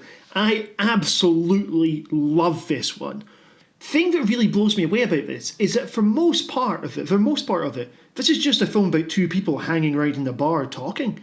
The dialogue is so natural, the performances are so good, and it's so satisfying to see everything come together at the end. Really, really good plotting.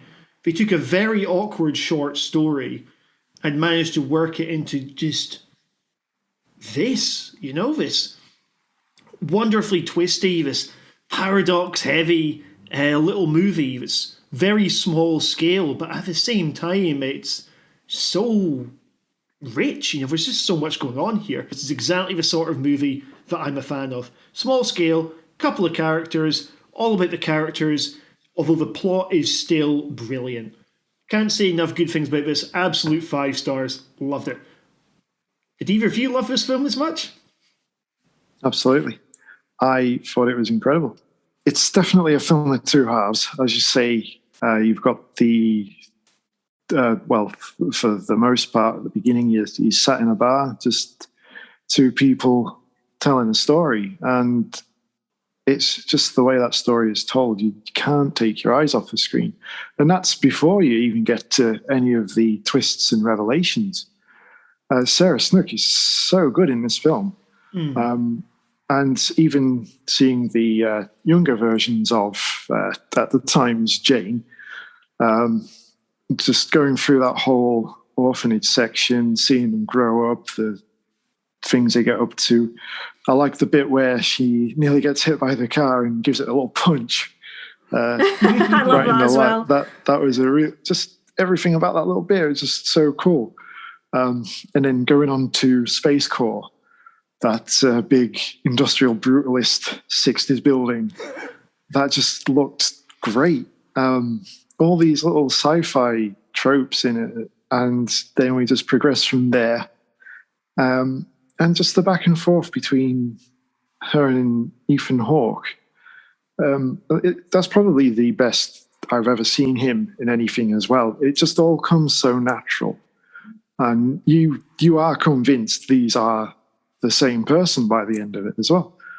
It's so brilliant how they do it. And then you've got the second half of the film, which is more of the sci-fi aspect, where you've got all the time jumping and finding out more about who he is, who they are as people, and you get onto the bomber as well. I guess he's the protagonist and the antagonist of the film, isn't he? So it's just amazing how many different paths it treads from such a small scale. And that's the thing, it combines this kind of very complex plot with a really good emotional character journey as well. Like I was saying about Triangle, that Triangle grounds it in something real. So does this. This is a person looking for acceptance and looking for a sense of purpose. We follow this character through the whole thing. Folks, because this is about to get quite convoluted as we go through the plot here, from this point onwards, we'll use Jane for anything prior to the character having gender reassignment surgery. We'll use John for anything prior to the character getting their face burnt, and then afterwards we'll call them the agent, although of course, as anyone who's seen the film knows, they're the exact same person. Steph, what did you make of this movie? Oh, I remember watching it for the first time. It just absolutely blew me away. As you've both said, Sarah Snook and Ethan Hawke, just tremendous. Because it starts off a very intimate film, doesn't it? I mean, it's just them two. And Sarah as John, he's relaying his story, his past, growing up as as a little girl. And we just see right from the beginning, right from, a baby, just the struggles and, growing up in an orphanage and knowing that, that she was different through a childhood. And then just all this shit that just gets flung at, this is somebody who's gone through a hell of a lot, and has reached a point now in his life where he's kind of sort of taking all that upset and, and writing the confession columns that that he used to read when he was younger as a woman working in, working as a cleaner for a family and that. And it just sucks you in, that whole story, and that, the journey of while she was Jane, and then, where life turned round, and just the loss and everything. You proper get involved and you think, Jesus, this individual has gone through so much, and you can understand why, John's at the bar and just bitter as hell. And then, I never guessed what would happen, that the agent was John and Jane, and that everything sort of linked together. It was just fascinating. Absolutely blew me away. Now, I've only prior to watching it for this podcast, I'd only seen it the once when I reviewed it at the time when it came out. Upon second watch, probably because I knew what was happening, it didn't quite have the same. It didn't blow me away in quite the same way. That's not saying I didn't like it. I absolutely still enjoyed it, but I didn't. I think with Coherence, it's one of them where you can maybe watch a lot and maybe still find little new things. It wasn't so much the case with Predestination for me. Watching the second go, probably that shine wore off a bit. But the casting's outstanding. The writing is fantastic. It's just everything about it I really enjoyed. So yeah, I still rate it very highly, even though I know Jim mentioned the Mandela Effect before. I kind of got a bit of that with. Did you guys watch it on Amazon Prime, or have you got it on DVD? I watched it on Prime. Yeah, it's not been cut, that, has it, on Prime? You know what? I don't know, because I have this memory of the ending being a bit longer than what it was. His confrontation with the bomber version of him. I could have sworn there was a bit more to it than what we saw at the end of that. But again, I might be thinking of another film because, I really like these kind of films, and I've probably seen quite a few. But yeah, for some reason, I thought there was a bit more to it than what we actually see. And not to say that wasn't great as well. I mean, that was a really, really good ending. The moral dilemma he leaves himself in is fantastic, because you've got this story that you've been following all the way through, and you've got this subplot of the Fizzle Bomber, and then all of a sudden, that as the film's ending, it's got an absolute ton of possibilities where this character's going. But yeah, as I say, I could have sworn there was a bit more to it than what we actually saw there. Does it? I don't think it really has least much of a possibility. I mean, the thing is, I took it as, throughout the course of the film, we've been watching this guy, Robertson, is it? Roberts? Oh, the Noah Taylor character. Yeah, the dude of the Tash. We've basically been watching him pulling the strings for this. Because we've got a wonderful conspiracy thing coming in here of, okay, the purpose that essentially this character is going to have is got to be leading to the creation of time travel by doing a terror attack that warrants time travel to be created to prevent other attacks, right? And it's the way that we watch Ethan Hawke, the agent in it, we watch that version of the character having to abduct himself as a child and begin his whole cycle, and then eventually thinks he's closing the loop by shooting himself as a Fizzle Bomber, like that'll cancel out. But you're like, no. All this does is it means that the truth will never be uncovered. And it can't be uncovered because the Fizzle Bomber dies before the bomb can go off. But at the same time, in killing the Fizzle Bomber, and then going back in the case, no, the violin case time machine thing is not, it's still working. Yeah, that's true. Then they've now primed themselves to go off and go and like lose their mind to the point that they're committing the crime they just thought they stopped themselves from committing. That, I didn't take that as any possibilities at all. I thought the purpose that they were realising we had here was leading to the circumstances that allowed time travel to exist. And the thing is, it couldn't go any other way because they had to do that, or the bomb to have gone off, to then have the circumstances that allow their own existence. Yeah, well, I may have forgotten that little point, but no, like, everything is premeditated, isn't it? There's no coincidences. There's no happy accidents. Everything happens because it has to happen. But I think from the agent's point of view is in killing the older version of himself as the Fizzle Bomber, he probably sees that as this being the first time in his life where he has the possibility of going in his own direction. It's not predetermined. It's not this course he has to follow.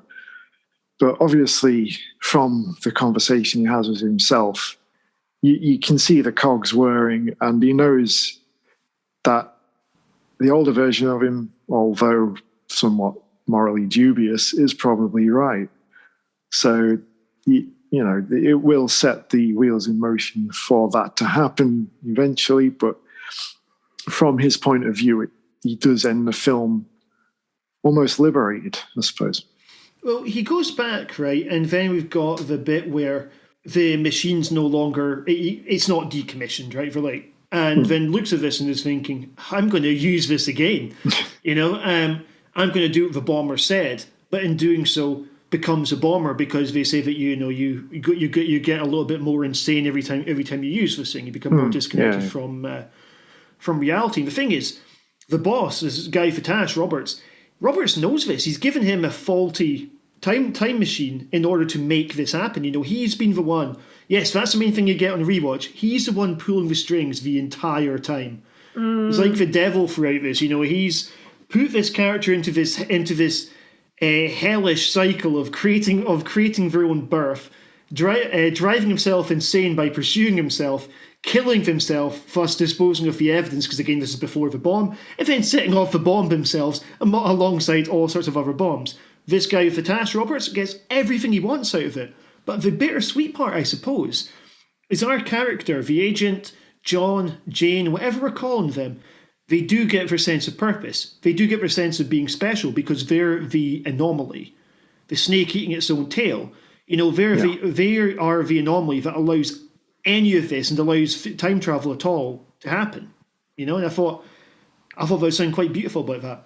But is John, Jane, and the agent, are they the only time? I think there's more time travelers, but at the end of the day, it's awful in a way, because I suppose it just, the life of Jane, and obviously going to John afterwards, is just going over and over and over again, isn't it? It's just going to be time repeating itself in a fashion, isn't it? Yeah, because for our other time travellers, you mentioned there's 11 of them, I think we say. But at the same time, there's nobody else that we know of that only exists because of time travel, because this plot revolves around quite an ingenious little concept of a person being their own mum, their own dad, their own enemy, and eventually their own killer, right? And that sort of paradox thing, I just find so good. I think if you go, okay, John Connor, how does John Connor send Kyle Reese back to father himself? And then this one's like, hold my beer. Absolutely. You really feel for the characters in this as well. Or the character, I guess, with Jane in it. When Jane meets the mystery man, and then you just see her smile, it's so cute. And then there's such, when we see this from the other side with John, the conflict that John has at leaving Jane in this. And the thing is, just like the agent and with John, as an audience, we love Jane too. I mean, that ending part where you've got the monologue, of you're the best thing that's ever happened to me, something that mirrors something that's said earlier on in the movie. But, we get that, and then it's, I miss you dreadfully, and it's just something really nice about the idea that both future incarnations of the character saw something in Jane that Jane didn't see in herself, And, it makes the whole thing so, very, very tragic, very bittersweet. I thought it was absolutely phenomenal. That ending bit that's a hairs standing on end moment every fucking time I watch it. Yeah, it's so good, and there's loads of little like bits of foreshadowing and a few little beats dotted about. I mean, at the beginning, the bit where he's been involved in the explosion is had to have a face transplant. He's looking himself in the mirror, and once again, doesn't recognize the person that they're looking at anymore. So this is what now the third incarnation as such. But oh yes, I never even made that parallel. Yeah, just like when John first looks in the mirror. Yeah. And there's before we're basically told that Jane, John, Agent are all the same person, we go back to that explosion that we see at the beginning, and you can actually see that is John lying there. So although you do have the reveal a bit further down the road from that point, that is where the penny drops that, okay, this is the same person again. And it's just so well done. We have another nice parallel, the bit where John realizes that he's the mystery man within this, right? And at the same time, during this, we're cutting between another scene of the agent realizing that he's a fizzle bomber. And I thought this sort of bit about two people, we turned out later it's the same person, kind of having an identity crisis, I guess. And also sort of seeing, like, maybe if maybe I can learn something from a different version of myself at a different time in my life. The sort of thing of if you could go back and meet yourself younger, be able to give yourself good advice. Or do you have to go through the bad moments to then make you wiser to be able to inform your younger self? And it does it wonderfully. Yeah, unfortunately though, there's no option really, is there? They are doomed to repeat over and over and over, just like Triangle, I suppose. Some of the other foreshadowing that we get is there's a nice line of "son of a bitch," and he's like, "Yeah, that's funny." Right? The "I Am My Own Grandpa" song playing throughout that as well. But do you think at any point that, because obviously this is all going to serve to repeat, but that maybe in some existence that John might, when the agent takes John back to that moment where they meet in the 60s, that he goes and sees Jane, realises, I am the mystery man that she fell for, but maybe just chooses to ignore her. Do you think that would ever be could anything be changed? I know it says predestination and that everything, everything's sort of like predetermined for Jane. But could there be an element of actually, I choose a different outcome? Yeah, that would be interesting to explore, but I've got to say, if we're just using that specific scene for an example, as soon as she smiles, I'd have fallen for her as well, to be honest. She does have a lovely smile.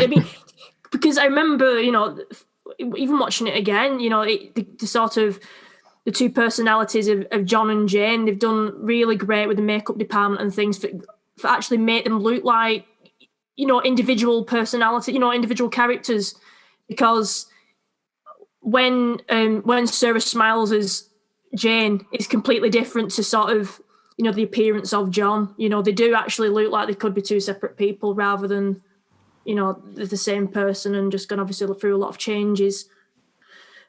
It's just such a great film. And obviously with Ethan Hawke, it's different then because it's a different actor playing. But I liked as well where John said, I tried to speak lower to get the male voice.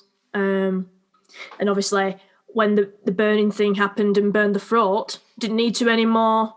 It came out naturally, didn't have to try. So it's just such a great film. Like with Coherence, these two proper good examples of the genre that we're discussing today. I don't think so. I think maybe where we do get a little bit of solace from the whole thing, because it is quite a grim story at the end of the day, I think we do get some solace is an element of the character Jane. She doesn't realise this herself, but she's very loved by the end of it. I think that's something quite nice about it. And for this person who's always been an outsider has some form of purpose, right? The purpose here, up until the point the Fizzle Bomber explains that time travel can save lives in it, we don't really see what the purpose of this is. And the thing is, while we can say, well, this guy with the tash is pulling the strings the entire time, at least it also leads to a context where we know that lives can still be saved through the creation of time travel. So I guess the purpose in this is going to be in something that, admittedly, is going to result in lots of people dying, and that's bleak as fuck. But at the same time, it could still potentially be something that saves a lot of lives as well. And I think that's maybe, if there is a positive thing to be taken out of it, that's the other positive part, you know? Yeah, I mean, that is the morally dubious conclusion, isn't it? There is some light at the end of the tunnel, like, as he reels off a few examples of, this person will go on to do this horrible thing if I don't stop them here. And yeah, there may be a little bit of collateral damage, but it's 10 times worse if I left it. So, that is food for thought, I suppose. I don't think there's any way that there's an eventuality where it can deviate from this course that is set for him. I mean, I think something else the film gets, why the ending's still quite emotionally satisfying, is I guess it's a bit like, the magician's trick thing, where you're like, okay, we've already had lots of really nice twists in this. When you get the last one where Ethan Hawke says, like, I love her too, right? And then we've got, oh shit, this is the prestige part, almost in awe of how well done that was.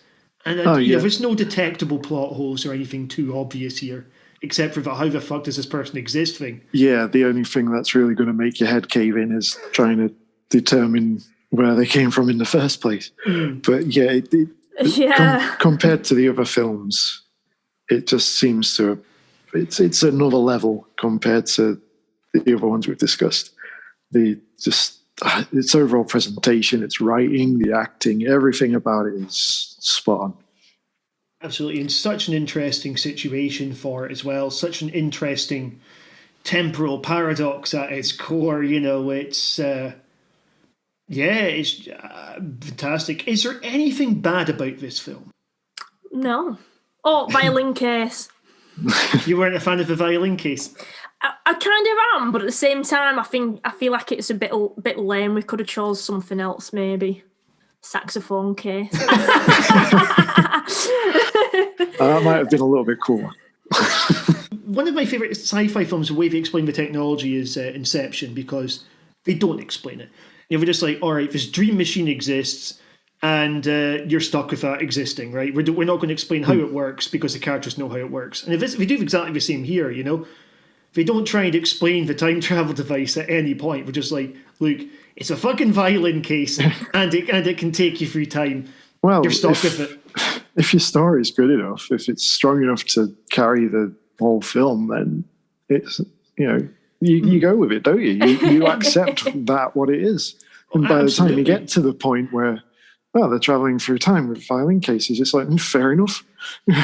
Absolutely. The thing is, because like Triangle, although better than Triangle here, like Triangle, what it did was it really did ground it in something small and character based, so that when the fantastical element comes in, you're on board. You've got personal stakes of Jane might find out what happened with John, which does happen, but from the other side, with John realising that they were indeed the mystery man, and that revelation, along with Ethan Hawke, the agent's need for closure as well, which also comes down to identity issue. It was like the character journey was so strong that it would not have been in any way enhanced by a rundown of here's how time travel works. So that's the other thing.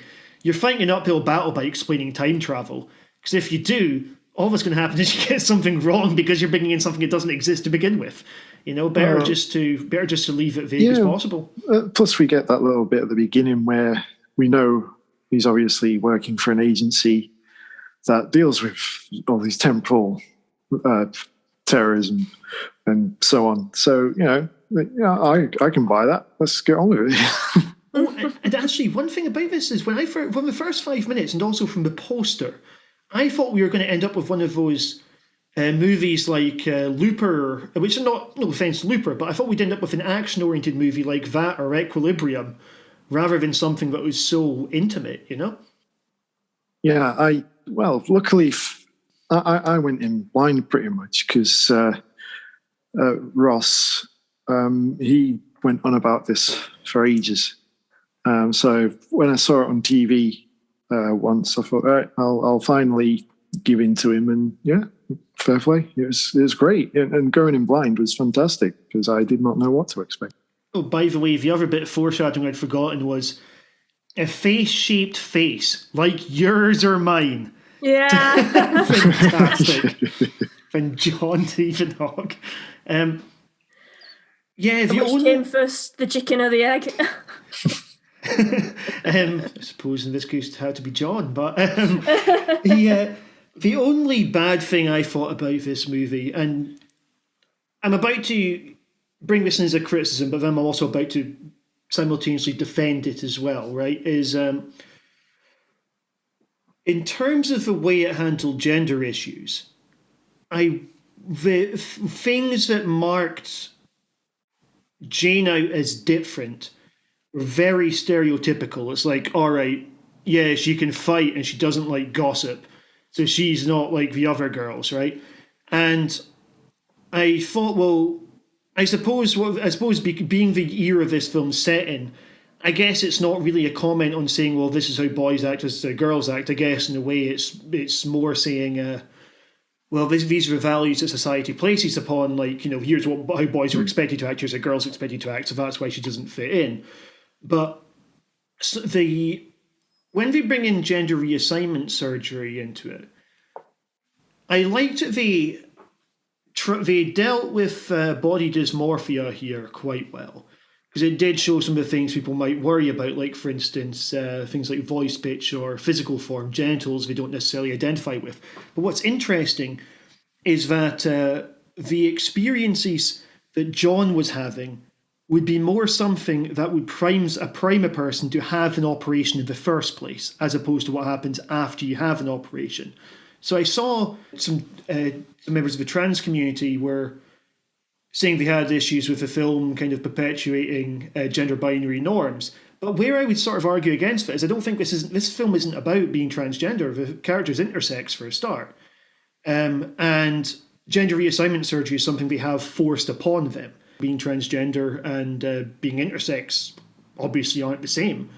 And I think the criticism of that is potentially conflating them as if they are the same. Now, what is quite interesting, though, is, you could say, well, I can't think of a single other mainstream film that's had an intersex character in a prominent role. Yeah, no, I can't either. No, it's definitely got that going for it. It's quite bold, I suppose, from that point of view as well. There's no other film like it, is there? No, and while I do think there are some issues with the way that gender norms are sort of established in this of, she's aggressive, therefore this is our way of giving a cue that she's also intersex. And whilst, don't get me wrong, I like to think that decades from now, maybe people will look back and this one was being slightly antiquated in some ways. Yeah. At the same time, it's as a product of the time that it came out, I think it's remarkable. And the directors of this, I saw they went on to do. Actually, firstly, one thing that did slightly frustrate me was some of the directors doing an interview about the movie where they were talking about the gender aspect of it, and they said, "Oh, but the film's apolitical." I was like, "Wait! You can't." Inherent to a film about gender non-binary characters is the film has to be political. As much as all art is political, all art's a product of the era it came out in, all art reflects the norms of the period it came out in, hence why we're now seeing people having issues with Pepe Le Pew. At the same time, it's I think they thought they were evading a representation issue by saying, well, but it's more about a character than the politics. And you go, it's about both. You know, it has to be about both. Well, look at her struggles trying to get a job, for example, at this Space Corps. I mean, tell me that's not political of its time, you know? Absolutely. I mean, I think the thing is, like, in a way, that does also have quite... I think in a way it is quite progressive because, you know, you're talking about a film that shows how gender expectations get in the way of someone's employment, for instance, or make someone very conscious about performative aspects like how they dress and how they talk. You know, I mean, don't get me wrong. I'm not going to say people shouldn't have a problem with the movie or anything like that. It's not my call to make. And you mentioned about how, you know, I suppose a throwaway term would that be quite tomboyish with her getting into fights and so on. But I never made that connection. I just always saw it as her, you know, she's been raised in an orphanage. She's got quite a tough upbringing. And, you know, it is more of a stereotype for, you know, kids from those backgrounds to be more disconnected from everyone else and, you know, disruptive, even, you know, can get aggressive. So that's how I saw it from that point of view. I mean, obviously, as you've just mentioned, a lot of other people saw it from them eventually becoming male. But yeah, I never saw it as that connection myself, but that's just my experience of the film.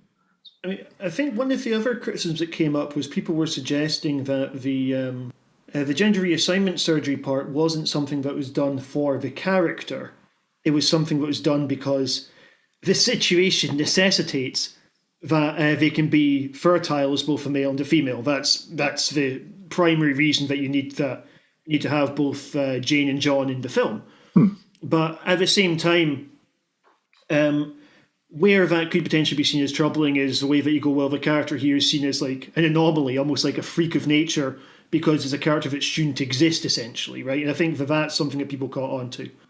I can't say that no one should be bothered by that, but at the same time, I found the idea of the film so interesting, and also I just thought the other thing was that it was such a strong character piece. You know, I mean, something else that actually really worked with this is the way that the central character in it is not a Mary Sue. You know, they're far from perfect. We've got a character here that, as John says, because John has an element of insight for having lived as Jane, of the thing is that you think you're better than everyone. And I liked this sort of idea of a character who doesn't fit in, so therefore comes to internalize the idea that they want to be special. You know, they want to be part of the elite here.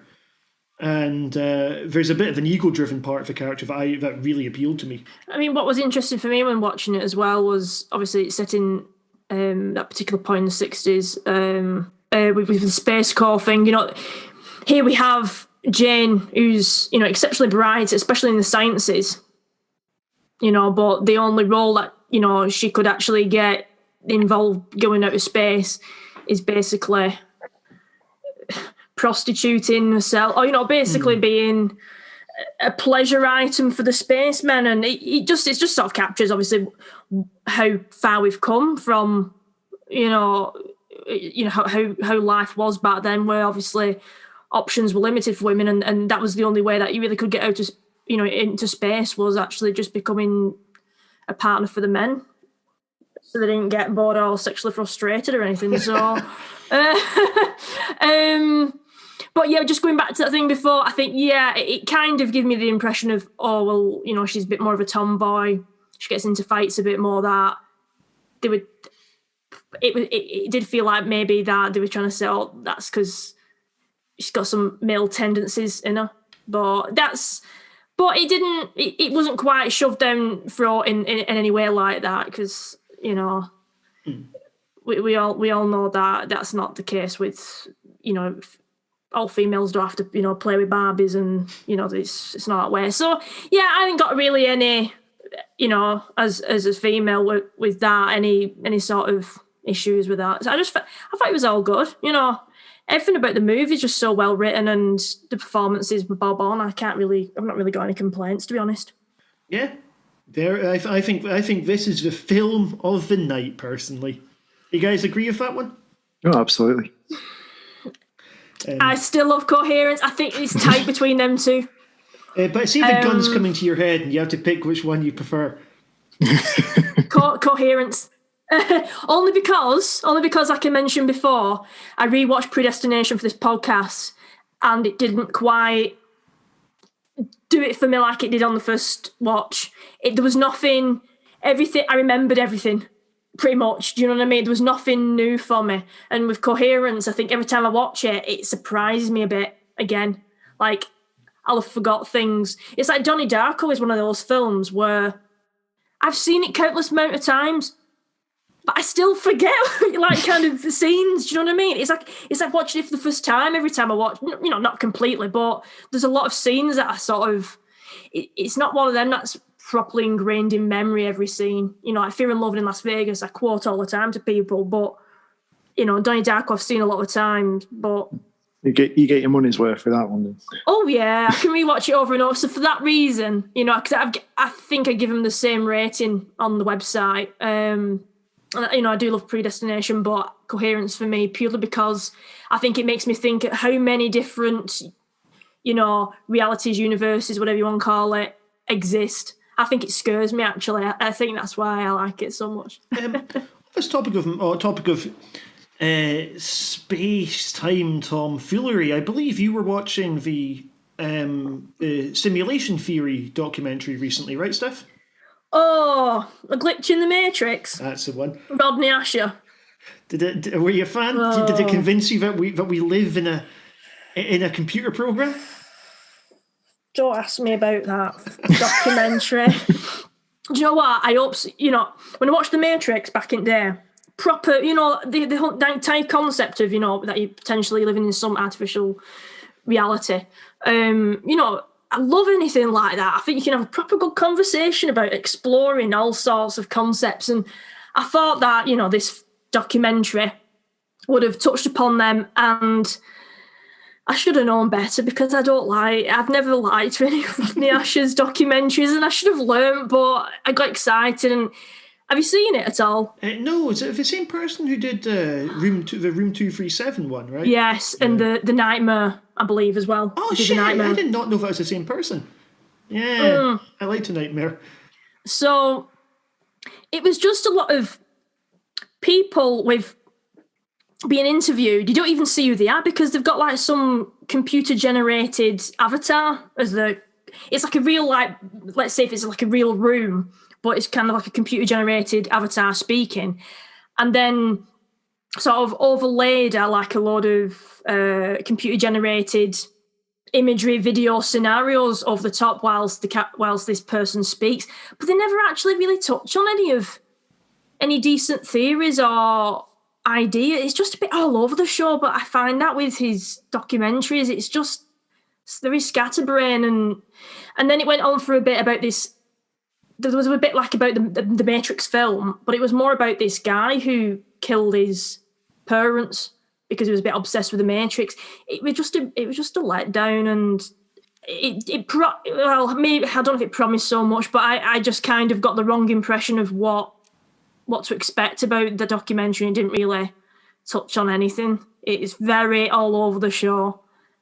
I wouldn't really recommend it. I think The Nightmare did a bit like that as well, because I think part of the problem was that we didn't really have any authoritative voices. Like, it paid lip service to a few ideas, but it didn't really expand on a lot of them. We had some engagements to put it within the scientific literature and stuff like that, but at the end, I don't think there was really much of an intellectual payoff. And Room 237, I guess, actually, now that you mention it, was quite similar as well. You know, it said like, ooh, this person believes it's about the moon landing, but they didn't really explain why anyone thought that. You know, and it sort of felt like it was... it read almost like an introduction to the topic, or like the introduction to a book that's full of different essays, and we don't see the essays, you know? Yeah, it's like The Glitch in the Matrix. It showed some archival footage of the author Philip K. Dick, which was interesting. I found that bit all right. But it was just like a load of different little ideas that were touched upon, but it interviewed like these same 3-4 people all the time, and no sort of...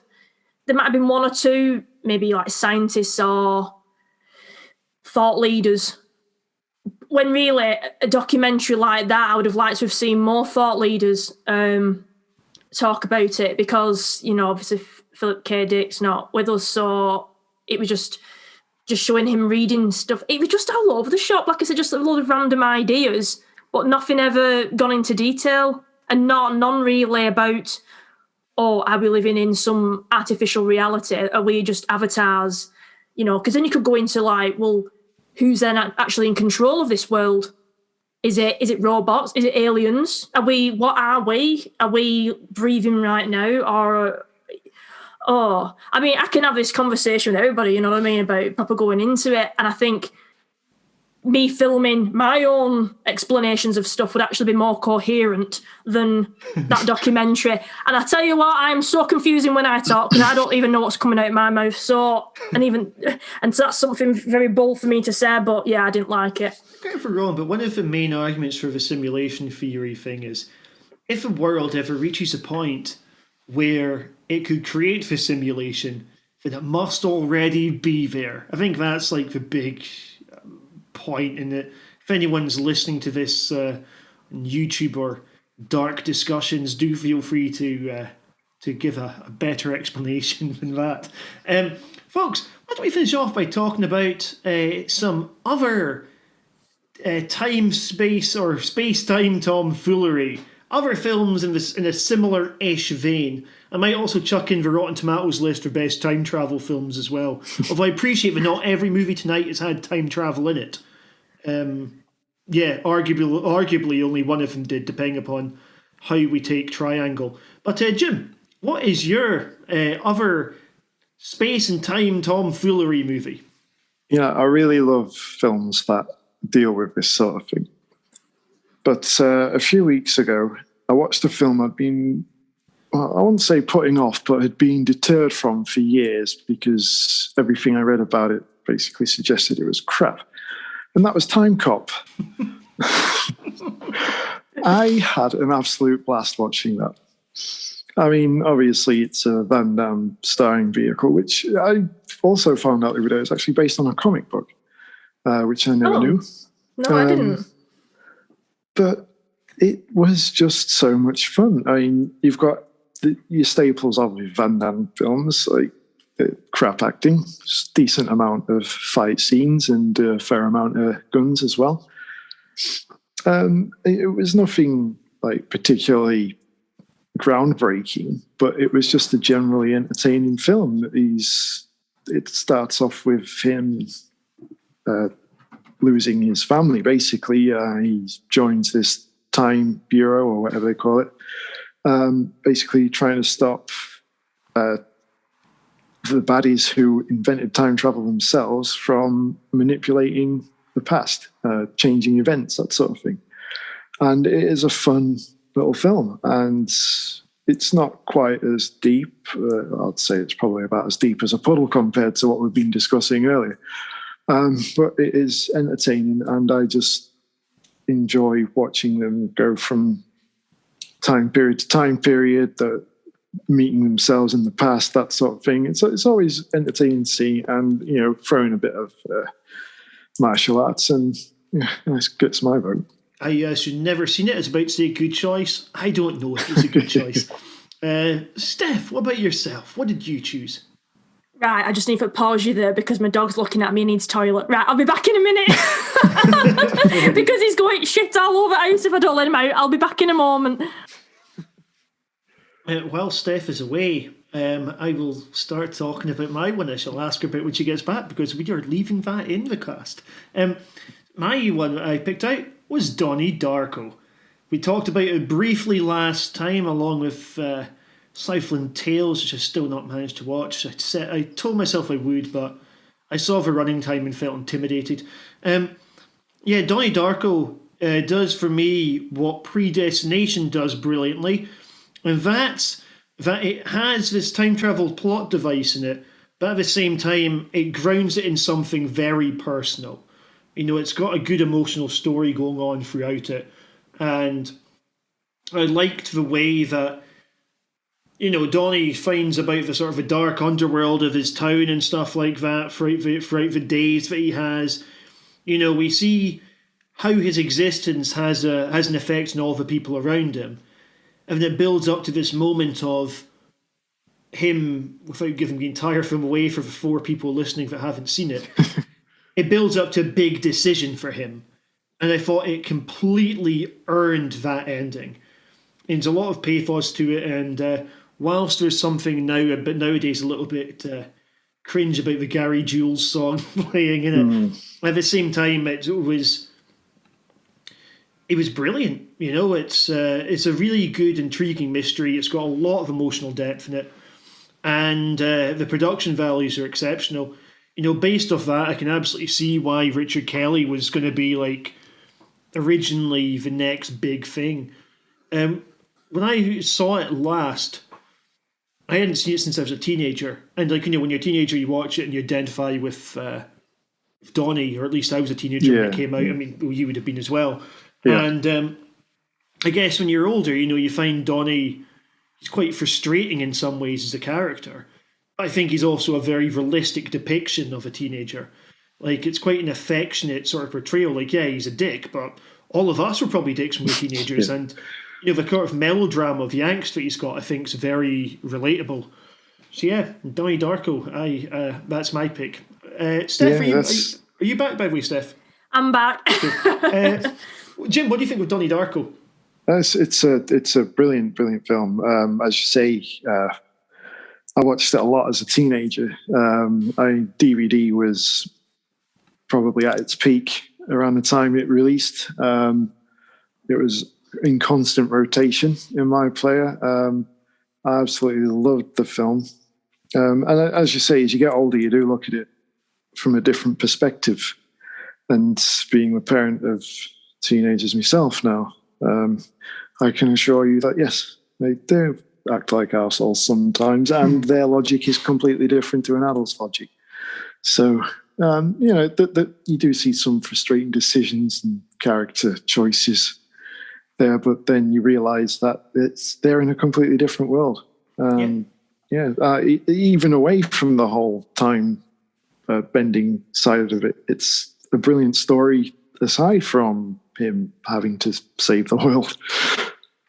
Yeah, it's got a lot of a kind of an outsider cool element to it. You know, it's you know, a nice sort of tale of the apocalypse, but then you've also got like this giant rabbit there as well, and it, you know, also takes Donnie's obvious mental health issues very seriously as well. You know, and the casting was great as well. Oh, absolutely. You know? But I think it was the first thing I'd seen Patrick Swayze in for years. Yeah, he plays a total cunt in it. Yeah. And Jake Gyllenhaal's so good in it as well. You can totally see how he became the breakout star from it, you know? Absolutely. You know, it was good that they got his sister in as well to play his sister in the actual film. It's such a good film that I remember first watching it, I didn't quite understand it, and I was younger at the time, so it probably went over my head. I think I was reading Kerrang at the time, and they had some review of it, of, you know, the picture where the still image where he's in the theatre. Yeah. I think I read the same one, yeah. And so obviously I watched it, you know, later when, you know, a bit older and you understand these things better, and no, it's just such a classic, isn't it? Modern classic. Absolutely. Yeah, I think of the last 20 years or so, it's, you know, it's one of probably one of the standout films. And the thing is, like, with the time travel element, some of the mechanics in it, I didn't entirely get the whole wormhole thing either, but at the same time, like, as long as it makes emotional sense to the character, that's the most important part of it, you know? The same thing with Predestination. If you have a story this good, if you have characters this good, it doesn't matter how time travel works because it's totally irrelevant to it, you know? So, yeah. But I think that's good because you can sort of, when it's a bit, you're not quite sure what's happening. You know what I mean? Like with the time travel element, you're not quite sure if you've got all the answers or you've actually got what you think is right. I think that's even better because it makes you want to watch it again just to see if you can, you know, put more pieces into the jigsaw for try and work out what is actually going on. You know, I quite like things like that. That's why, like I say, I like Coherence, because it just makes you think even more, you know. Mm. Folks, this is normally where we bring out some sort of a a list. I'm not going to use Rotten Tomatoes this time. I'm going to use Screen Rant. So, Screen Rant, they did this because I think their list is, I've thumbed through both of them, I find it a more interesting one here. This is their list from 2020, so it's more, so they have the 10 best time travel films. What do you reckon is going to be in this list? Some of these are ones we would absolutely not include for this, by the way. We would not. Yeah, there's some that we just wouldn't, not because they're not good films, but just because they're not like mind bender films, but they do have time travel in them. I would obviously assume that Back to the Future is in there. Yes, Back to the Future is in it. That is number 2. Personally, by the way, I prefer Back to the Future Part 2 to Back to Back to the Future Part 1, but that's just because I love all the kind of time paradox stuff, you know, like the alternate timelines. It doesn't make a jot of sense because somehow the whole plot revolves around Biff going back in time but then returning to the reality he left, which just doesn't work. But annoyingly, actually, there is a deleted scene of him fading out of existence. So why they didn't leave that in there is beyond me. You know, it just makes total sense to keep it in there because it literally shows him getting out of the DeLorean, claps him behind some bins, and he disappears. Ooh, one thing this reminds me, after we've gone through this list, I have a quick question about Endgame to ask you, which is also a time travel related question. But yes, Back to the Future is in there. What else do you think is in the top 10? Butterfly Effect, which I mentioned earlier. Butterfly Effect is not in the top 10. It's not? Ooh. Because that's quite a mainstream film, that, I'd have thought. Groundhog Day? Groundhog Day is not, but it's in Rotten Tomatoes one. I might cheat and just type in time travel movies in Google in a minute. Some of them are ones that we've talked about briefly on the show before. Well, I was going to mention, like, obviously my film I have to mention about time travel. Your film. Sorry, I forgot your dog. I forgot your dog took a piss. I was leaving myself to last. Yeah, what's your film, Steph? Time Crimes. Nacho Vigalondo. It's a Spanish movie, and yeah, that's a time travel movie, and it sort of reveals, shows its cards quite early on in the film. So it starts off with this guy and his wife, have just moved into the house, and he's pretty much a klutz, and he's letting his wife put all this furniture together, and he sees something weird going on in the woods, and decides to investigate, and that's where we then start on this sort of journey, as it will be. And I won't ruin it because I've just realised that I'm not sure if Jim's seen it, but I definitely know David's not seen it, so I won't actually go any further. But it shows its hand quite early on, which is, it's not what I've just mentioned isn't quite spoilerific. It's just how it's kind of like put together. I have seen it myself a good few years ago now. But what I can say is do not read the Empire review if you have not seen it, because they literally tell you what happens. Like they give away. When things do that. Because I thought what the reveal was the plot, but it isn't. It was frustrating once I started watching that and realised I'd already read what happens. Yeah, because like I said, what I've just said isn't. I hope it's not really it's not really a spoiler, like I say. But there's just watch it. I don't want to say anything more because I probably will put my foot in it. But if you've not seen it, it's I think it's a early noughties film, if memory serves correctly. Yeah, but definitely go in blind. I don't read anything about it. Yeah. Just give it a go. One thing I do know about, and I've not seen it, so I can't spoil it because I've not seen it, but from the Horror Cult Films conversation, Ross has been saying that Triangle has more than a passing resemblance to it. However, with Triangle, I did look into this. Apparently, there's interview records of Triangle being talked about before Time Crimes came out. So that's obviously not to suggest that Time Crime stole from Triangle. It's more just to suggest that for a film of this type, anything that's got your timey-wimey stuff or your time loop stuff, I imagine it takes a day and an age to write this fucking thing. And I can imagine that for a relatively unknown director outside the UK, I imagine Christopher Smith will have had that film in production hell for some time. But just like his character stuck in hell for some time. But yeah. But what I can say is that Time Crimes is the better of the two. And I don't think there's a pile of Sallys either. Yeah.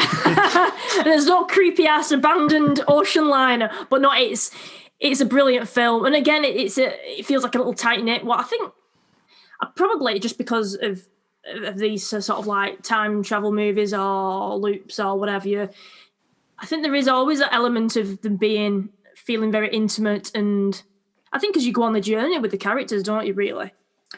But just going back to Time Cop as well, have you ever seen Jean-Claude Van Johnson?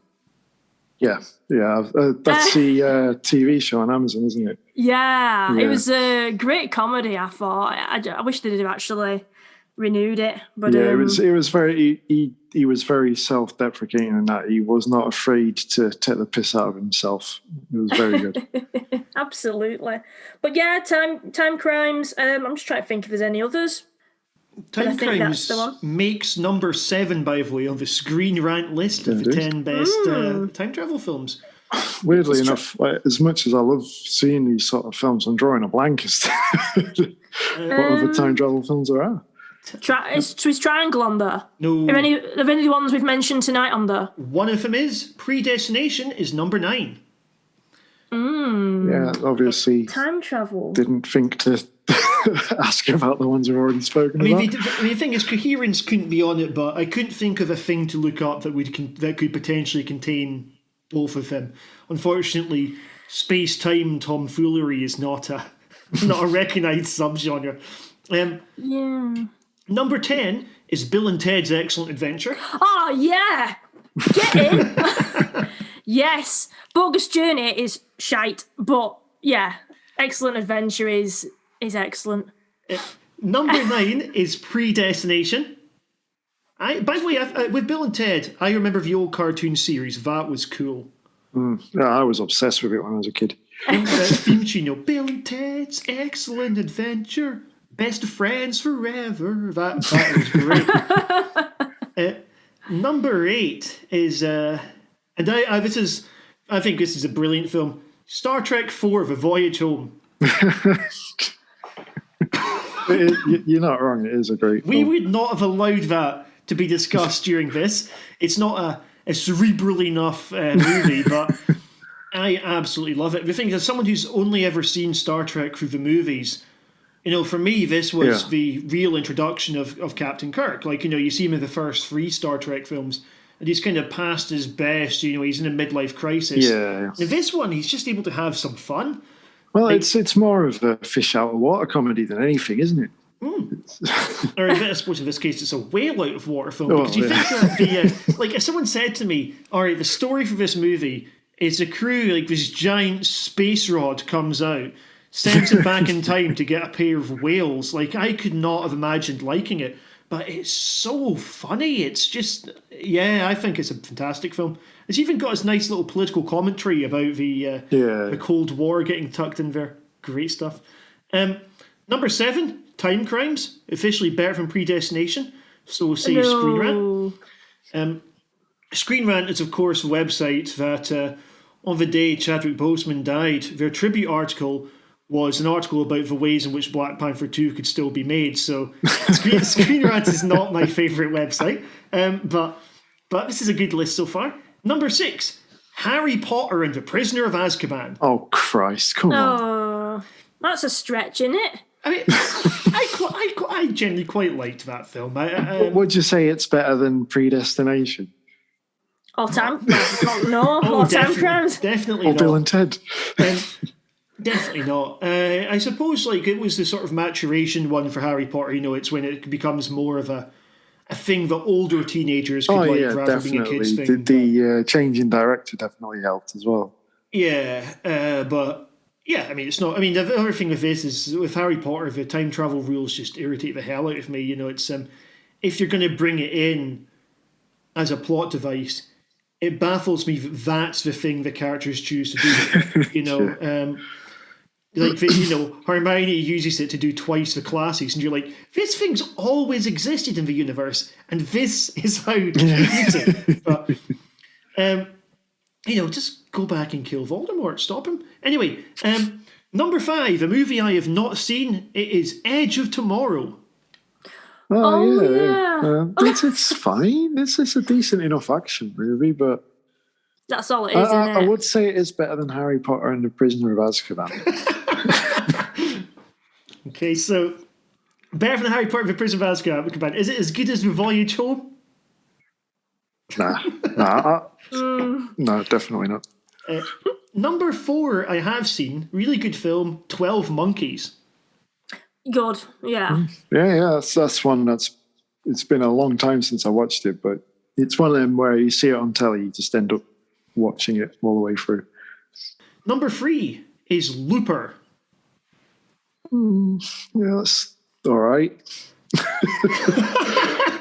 I've seen it once. It probably wasn't as clever as I was expecting it to be honest.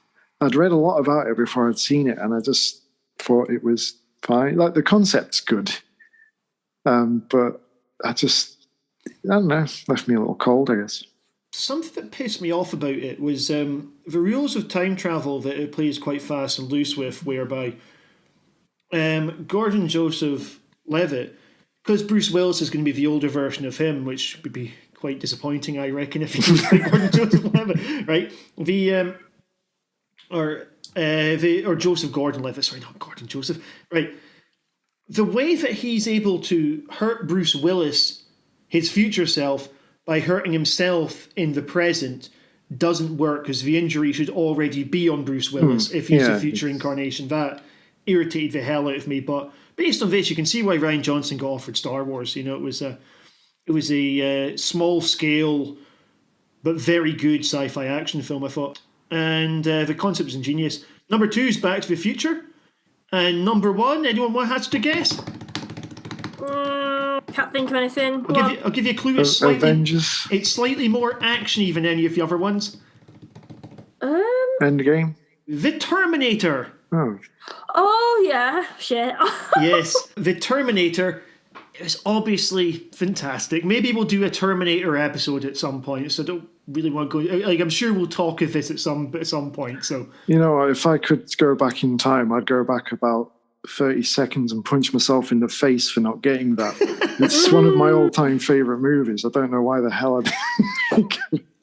I think it's because you don't necessarily think of jumping in future, do you? Do you know what I mean? I think that's what we were thinking of. It's something where you actually, like for instance with Bill and Ted, are actually physically going. Yeah, I guess a lot of those films, you do get them going from A to B to here to there to sort out so and so. But with that one, your time traveling is done right at the beginning of the film, isn't it? So, it's such a phenomenal idea, and the world building I think is excellent in it. I mean, I prefer the second one, which for me is pound for pound maybe the best action film pretty much ever made. Absolutely. But this first one is stellar as well. Great movies. I think with that, Terminator and Alien, like the styles in which it's more of like a story building and sort of setting it all up, they're very similar. And then obviously Terminator 2 and Aliens are the more actiony sequels. It's sort of like, there's that sort of link, I suppose, between them. I mean, I personally prefer Terminator 2 to Terminator 1, but I also prefer Aliens to Alien. So I think, I'm a sequels guy for these. I like both, but, I'll obviously 1 and 2 on both of them, but I'm more of a OG. The first ones for me. What about yourself, Jim? You got a strong preference in Terminators and Alien films? It's like, with Aliens is my favourite out of those, definitely. But with the Terminator films, it's like asking which of me kids I like the best, really. Both I love equally. Obviously, Terminator 2 is more action-orientated, a bit more bombastic, and you've got the massive set pieces, which I actually saw at the cinema a couple of years back when they did the 3D 4K restoration of it. That was incredible. In fact, it was a double bill. Yeah, both Terminator and Terminator 2 as well, because I think they showed them just before Dark Fate released. So that was a cracking night. But yeah, I think the first one pips it for me. Just the whole idea of it was brilliant. I was fascinated with it for so long. Again, like when the DVD was released, you had all the special features, you had the original concepts and drafts and stories and interviews with James Cameron about what was going to happen and so on, things I had to drop. I was just so fascinated with all the mythology and everything surrounding it. It's something that has stuck with me for a long time. I personally thought Dark Fate was pretty decent as well. I mean, it's to say it's the third best maybe does it something of a disservice. It's a bit like, because it's like, well, the others were not good. It's a bit like saying it's the best one since the last good one, like Jurassic World had, or Force Awakens had, or Star Trek had, or Rocky Balboa had. And it's got that sort of cinematic greatest hits package bit feel to it. Like, it's not like if someone said, "All right, well, what's your favorite album by a band?" You don't say the greatest hits, and no one will ever say that their favorite Terminator film, or you shouldn't say their favorite Terminator film is Terminator Dark Fate. But at the same time, it was still very enjoyable, and it was quite emotional seeing Arnie back on the screen again with Linda Hamilton. It was it was very nice. Yeah, it was fun. I even like the bits where it sent itself up. I thought it was a very entertaining film. I liked the new characters. I enjoyed where it went. But yeah, it's, as you say, it was basically nothing more than a greatest hits package. Pretty much like Genesis before it, which I must admit I enjoyed as well. Yeah, I thought Genesis was far better than 3 or 4. Fuck it, I'm also a fan of Genesis. High five. Just to finish off, if I may, I'd like to ask a quick question about time travel within Endgame. So recently, me and my wife watched every one of the Marvel movies. We didn't include the TV shows because, frankly, we don't have time, and secondly, they've all been cancelled anyway, so it doesn't really matter. But something that irritated me about it is bringing in this one timeline thing actually makes previous movies worse, because it means that the bit where Peggy's in hospital in Captain America 2, and she's like, oh yeah, got together with a guy who was rescued by Captain America, right?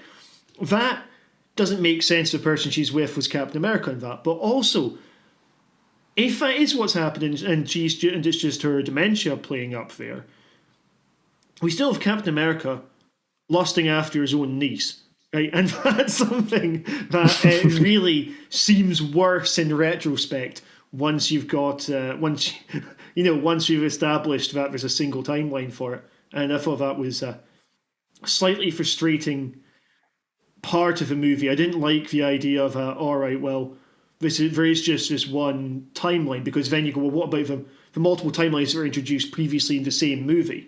And also, how does Captain America manage to bring the Soul Stone back either? Basically, I enjoy the time travel element up until the point where they bring the one universe. They can have the Joe Biden lookalike version of Cap in the end.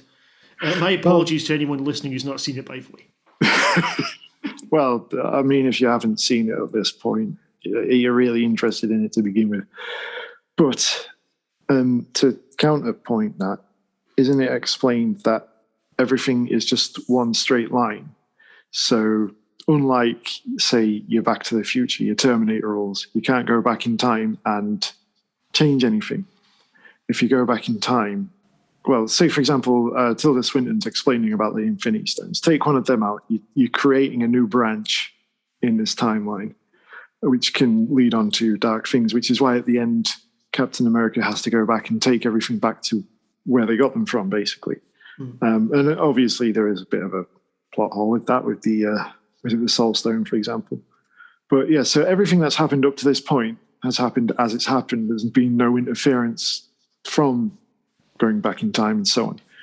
Them going back in time is still on this straight line as such. Yeah, but the thing is, but he's still able to... because Tilda Swinton mentions there's multiple universes, and you shaft our universe when you take these stones. Because the thing is, because she's died in a previous movie, then this is a different version of her that's speaking here. Well, a version of her that's not died yet, but acknowledges that she's part of a different reality. That if you take the Soul Stones, our reality becomes vulnerable whilst yours isn't. But at the same time, it bothers me that you can't really. If she's acknowledging we're in a different reality from you, then you can't square the peg for only being one of them. And I think the last scene just struck me as a symbolic scene that didn't really make sense when you stuck it in the rest of the rules created by the film. Yeah. Obviously, him going back from that point isn't going to affect it, isn't it? So it's only, is it probably plugging a gap in a possible alternative reality? But yeah, that's a plot hole there, I suppose. But it's still something I immensely enjoyed. I had a blast with that film. So, it's probably the, other than Iron Man 3, it's probably the one of those series I enjoyed the most. And it's probably about this time last year when I watched the entire series from beginning to end as well. But, I upgraded it. It went from being a 3.5 star to being a 4 star for me on my rewatch. So it's a better film with having seen, like, if someone said to me, so I watch Endgame, I'd say, well, yes, but you have to watch the other 22 films. Yeah. It adds half a star on. Like, plot holes and everything aside, it just felt like a big reward for getting through everything that's come up to this point. Like, you've watched all of these, now here's a big self-congratulatory treat at the end of it all.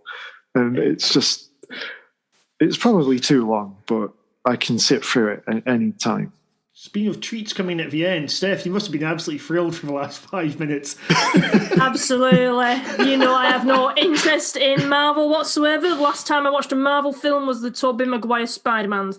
That is as far as, I can see why you were being put off there. But yeah, comic book stuff, though, I've not seen any. It's not my flavour. Not my bag. Well, folks, thank you very much for listening. We hope that you've enjoyed this show as much as we've, of course, enjoyed recording it. Right, guys? Absolutely. Yeah. So until next time, we shall bid you all a fond farewell and goodbye. Bye. Bye.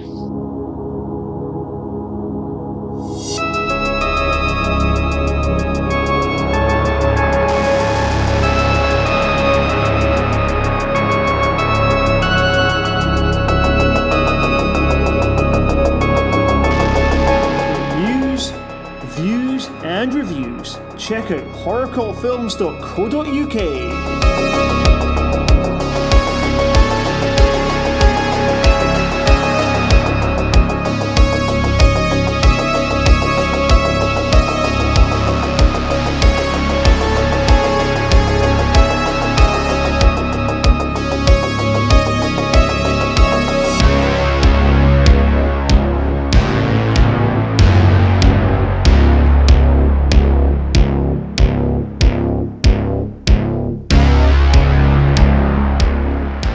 Music by White Bat Audio.